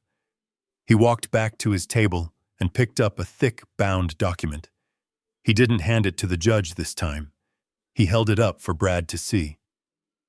You really didn't do your homework, did you? Brad. Lex asked, his voice deceptively gentle. You were so busy counting the money you thought you could steal, you didn't bother to read the deed history. I read the deed, Brad snapped, his voice rising in pitch. It is in his name. I saw the tax bill. It was in his name, Lex corrected, stepping closer. Until 10 years ago. You see, shortly after Catherine passed away, Bernie didn't want that land to ever be developed. He didn't want it to become condos or a strip mall. He wanted it to remain exactly as she loved it. So he transferred the title. Lex opened the folder with a sharp snap. The land does not belong to Bernard Caldwell. It belongs to the Catherine Caldwell Memorial Nature Preserve. It is an irrevocable charitable trust registered as a 501c3 nonprofit organization. Bernie isn't the owner. He is simply the honorary groundskeeper. He holds a lifetime lease to reside on the property, but he has zero equity. He couldn't sell it if he wanted to. And neither can you. Brad froze. His mouth hung open. The realization hit him like a physical blow to the gut. The color that had returned to his face drained away instantly. So let us recap, Lex continued, turning to the judge, his voice hardening. Mr. Pierce here didn't just try to sell an old man's home. He drafted a sales contract for property that belongs to a charity. He took a deposit from a developer for land he has no legal right to touch. In legal terms, Your Honor, that is not guardianship. That is attempted grand larceny and fraud against a charitable institution. You were trying to sell a memorial site to pay off your bookie, Brad. How do you think the state attorney is going to look at that? The judge's face turned a deep, angry red. He lowered his glasses and looked at Brad with pure contempt. Mr. Pierce, the judge, rumbled his voice, shaking the bench. Is this true? Did you attempt to liquidate a non-profit trust without checking the title? Brad couldn't speak. He slumped back in his chair, the fight draining out of him. He looked at me, and for the first time he didn't see a victim. He saw the man who had outsmarted him at every turn. He realized then that the land wasn't his safety net. It was the final nail in his coffin. I just looked back at him sitting in my ragged sweater and offered him a small, sad smile. The trap was sprung, and he was caught tight. Your Honor, Lex said, his voice cutting through the murmurs of the courtroom like a razor. We have established the financial theft. We have established the attempted fraud against a charity. But the petitioner's entire argument rests on the claim that he is a benevolent guardian acting in the best interest of a man he loves. He claims my client is a burden. He claims he treats Mr. Caldwell with dignity. I would like to submit one final piece of evidence to address the character of the petitioner. Lex signaled to the bailiff. The large monitors mounted on the walls flickered to life. It was the footage from the camera I had hidden in the bookshelf. The timestamp in the corner showed it was recorded just 2 days prior. The image was high definition, capturing every bead of sweat on Brad's forehead and every sneer on his lip. The courtroom watched in stunned silence as the on-screen Brad threw the pile of tax documents onto his desk.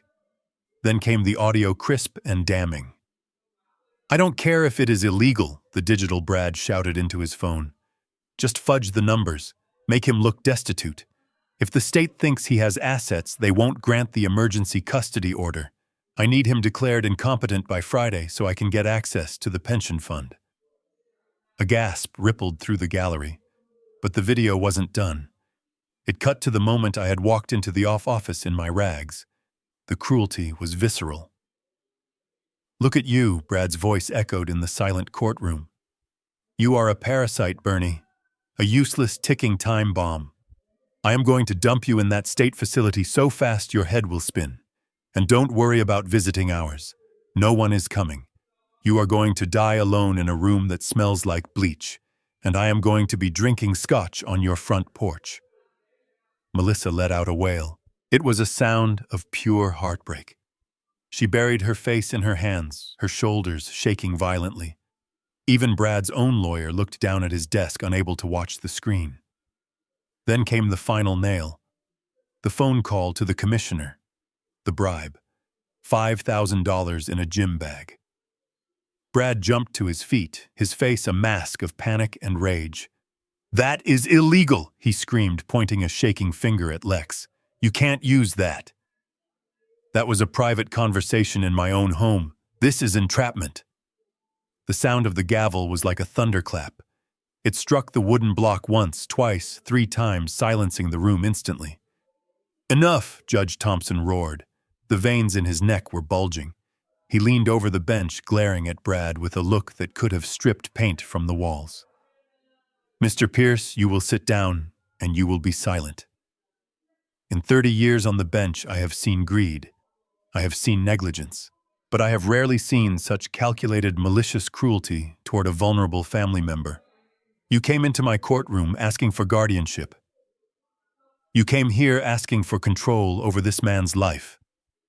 You have not only disqualified yourself, sir, you have just provided the district attorney with a signed confession to tax fraud, bribery, and elder abuse." The judge turned his gaze to the bailiff.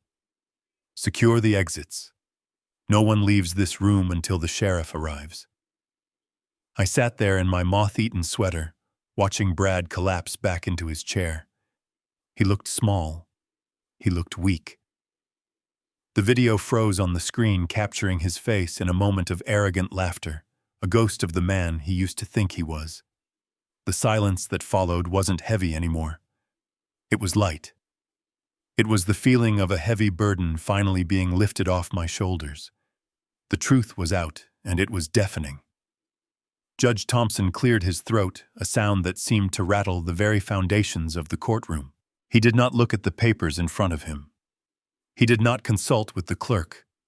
He folded his hands on the bench and leaned forward, his eyes locking onto Brad with the intensity of a predator who has finally cornered its prey. The air in the room was so thin, it felt difficult to breathe. Mr. Pierce, the judge, began his voice low and dangerously calm. "In my jurisdiction, the family court is designed to protect the vulnerable. It is a shield, not a sword. You have attempted to use this court as a weapon to strip a competent man of his rights, his assets, and his dignity. You have presented forged documents. You have lied under oath. And as we have just witnessed, you have engaged in a conspiracy to defraud the state and bribe public officials." Brad opened his mouth to speak, to offer some spin or excuse, but the judge raised a single finger, silencing him instantly. "I have heard enough from you, sir. The petition for guardianship is hereby denied with prejudice. That means you are permanently barred from ever seeking control over Mr. Caldwell's affairs again. The temporary power of attorney you coerced your father-in-law into signing is immediately vacated and declared null and void." The judge shifted his gaze to the bailiff standing by the door. "But we are not finished. Based on the video evidence and the financial records presented by Mr. Harrington, I am finding you in direct contempt of this court. Furthermore, I am referring this matter to the district attorney's office for immediate prosecution. The charges will include perjury, elder abuse, tax fraud, and grand larceny. Bailiff, please take Mr. Pierce into custody." The room erupted into chaos. Brad stood up, knocking his chair over. "You can't do this," he screamed, his voice cracking. "I am a respectable businessman. This is a misunderstanding. I have a flight to catch. 2 deputies moved in on him fast. They didn't treat him like a respectable businessman. They treated him like the criminal he was. They spun him around, forcing his hands behind his back. The sound of the handcuffs ratcheting shut was sharp and final, cutting through his protests like a knife. Bernie Brad yelled, twisting his head to look at me, desperation wild in his eyes.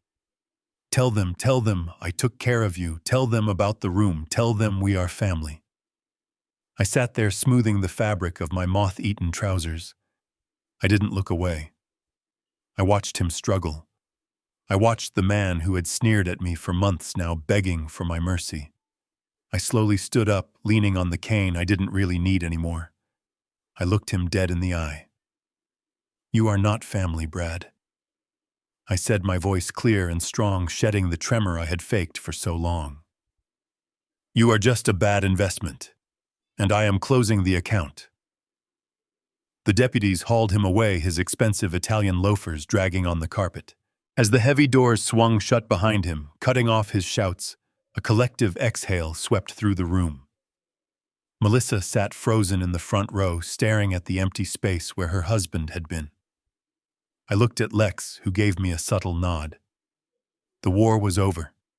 The king was dethroned. And for the first time in a long time, the courtroom didn't feel like a place of judgment. It felt like a place of justice.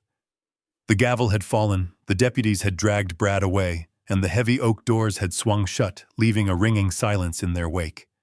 I stood by the defense table, gathering the few papers I had brought with me. I felt light. The crushing weight of the last few months had vanished, replaced by a strange, hollow clarity. I turned to leave, ready to walk out into the fresh air with Lex, but a hand grabbed my arm. It was Melissa. Her mascara was running in dark streaks down her cheeks, ruining the perfect polished look she had spent hours curating. She looked terrified. For the first time in her life, the safety net was gone. The mansion was likely foreclosed. Her husband was in handcuffs, and the credit cards were undoubtedly frozen. She was staring at the abyss, and she wanted me to pull her back. "Dad," she sobbed, clutching the sleeve of my ragged sweater. "Oh my God, Dad. I am so sorry. I didn't know. You have to believe me." Brad. He manipulated everything. He lied to me too. I am a victim here just like you.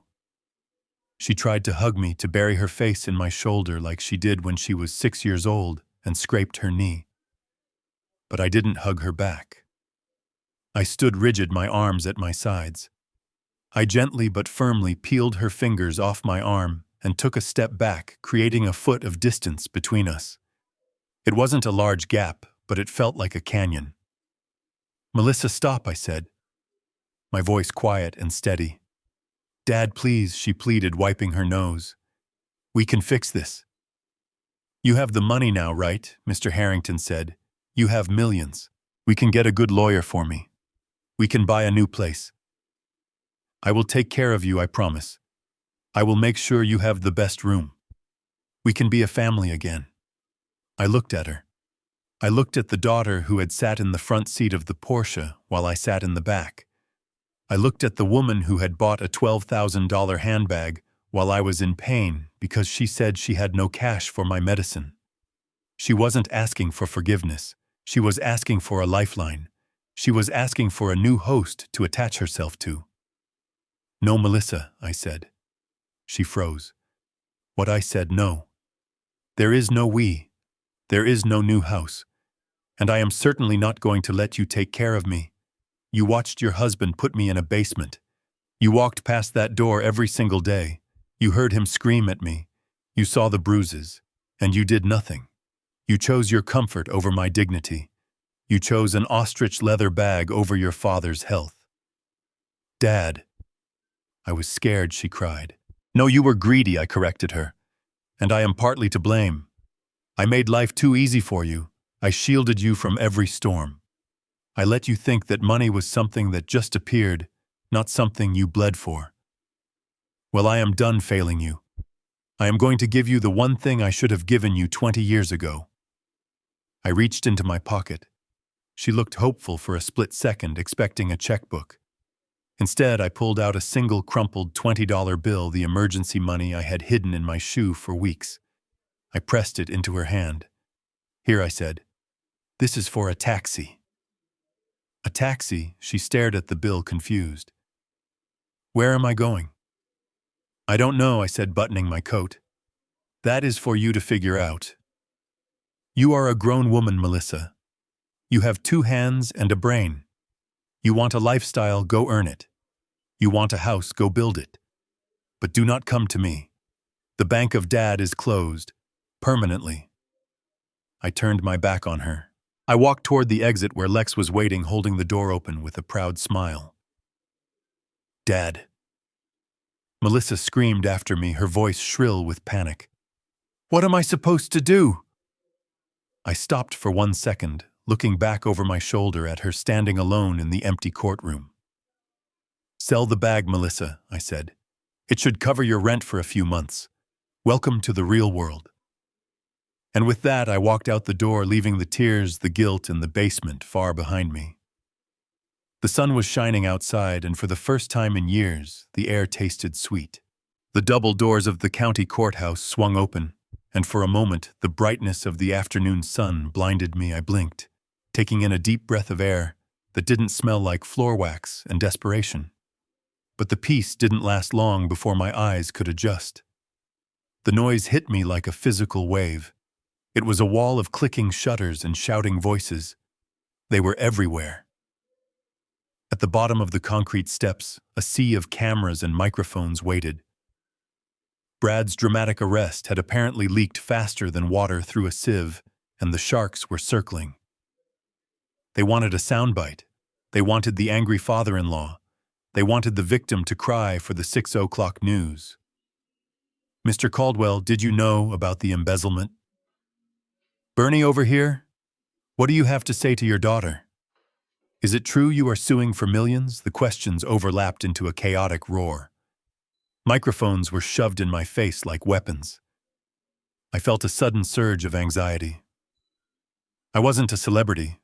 I was just a mechanic who wanted his dignity back. I tightened my grip on the handle of my cane. I didn't want to give them a single word. My silence was my victory, and I intended to keep it. Then I felt a presence beside me, solid and immovable. Lex stepped in front of me, using his broad shoulders to create a path through the madness. He didn't speak to the press either. He just glared at them with the cold authority of a man who owned half the city, and miraculously, the sea of reporters parted. They knew better than to block Alexander Harrington. I kept my head down, focusing on the concrete steps. As we reached the curb, I stumbled slightly, my bad leg finally giving way under the exhaustion of the adrenaline crash. I reached out instinctively, and Lex caught my hand. He didn't just steady me, he held my hand tight, a grip that went back 40 years to a muddy workshop where we dreamed of better days.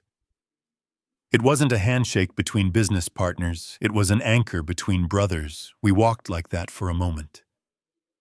Two old men, holding on to each other, moving through the flashbulbs, united by a history that none of these people could understand.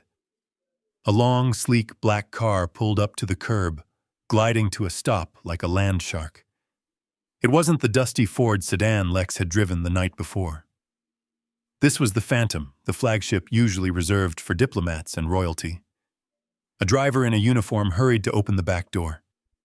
I slid into the leather seat, and it was softer than any bed I had slept in for months. Lex climbed in beside me, and the heavy door closed with a solid, reassuring thud, cutting off the shouting reporters. Instantly, the silence inside the cabin was absolute and beautiful. I looked out the tinted window, watching the distorted faces of the press fade away as we pulled into traffic. Lex didn't say anything. He just tapped the glass partition and told the driver to drive. I leaned my head back against the headrest and closed my eyes, letting the gentle hum of the engine vibrate through my bones. I was leaving the courthouse. I was leaving the betrayal, and I was leaving the man who tried to break me in the rearview mirror. For the first time in a long time, the road ahead didn't look like a dead end. It looked like a beginning. Everyone expected me to change. They thought $35 million turns a man into someone who drinks champagne for breakfast and wears suits made of Italian silk. Lex even tried to show me a few condos in the city places, with elevators and concierges who open the door for you. But I told him to save his gas. I didn't want a view of the skyline. I wanted a view of the past. I wanted the only place on earth that ever felt like me. I called the young couple who had bought my house. They were nice folks just starting out. When I offered them double the market value to sell it back to me, they thought it was a prank. But the check cleared, and 2 weeks later I was walking back through my own front door. The smell hit me first. It was the smell of old pine lemon polish and 30 years of coffee brewing in the kitchen. I put Catherine's photo back on the mantel, right over the spot where the paint was a little brighter. It fit perfectly. The house breathed a sigh of relief, and so did I. Now I am sitting on the porch. The sun is going down, painting the sky in streaks of purple and gold, the kind of sunset Catherine used to say looked like spilled watercolor paint. I have a cold bottle of beer in my hand, the condensation dripping onto my knuckles. It tastes better than any of that vintage wine Brad used to hoard in his cellar. I rock back and forth in my chair, listening to the crickets start their evening song. It is the sound of peace. Parked in the driveway, right where my old rust bucket used to be, is my new baby, a brand new heavy-duty pickup truck. It is midnight blue with chrome accents that shine like mirrors. It has leather seats, a heated steering wheel, and an engine that purrs like a tiger. It is fully paid for. No loans, no leases, no begging my daughter for a ride to the pharmacy.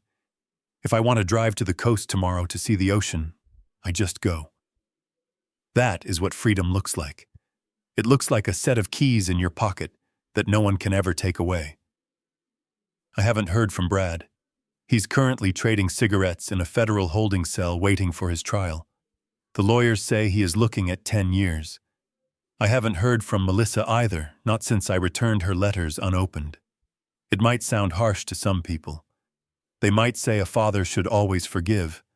But I learned the hard way that forgiveness without change is just permission to be hurt again. I spent years trying to buy their love, trying to be useful enough to be kept around. I realized you can't build a home on a foundation of obligation. I took a long sip of beer and looked out at the yard. The great oak tree was still there. Its branches swayed gently in the wind, casting long shadows across the grass. They wanted to cut it down. They wanted to bulldoze it for a few extra dollars. But it is still standing. Tall, strong, and deeply rooted, just like me. I looked at the empty rocking chair beside me. I didn't feel lonely. I felt complete. I had my dignity. I had my home. And I had the truth that took me a lifetime to learn. Family is where love is, not just where the blood is. The story of Bernie reminds us that the true worth of a person is never defined by their bank account or their age. It teaches us that dignity is a right, not a privilege, and that silence should never be mistaken for weakness. We often neglect the elderly, assuming they have nothing left to offer, yet they carry wisdom and connections. We cannot imagine true family is built on respect and genuine care, not on inheritance and greed. Ever underestimate the quiet ones, for they often hold the keys to the kingdom. And remember that kindness is the only investment that never fails. If you enjoyed Bernie's journey of justice, follow us for more stories of triumph, and let us know in the comments what you would do if you were in his shoes.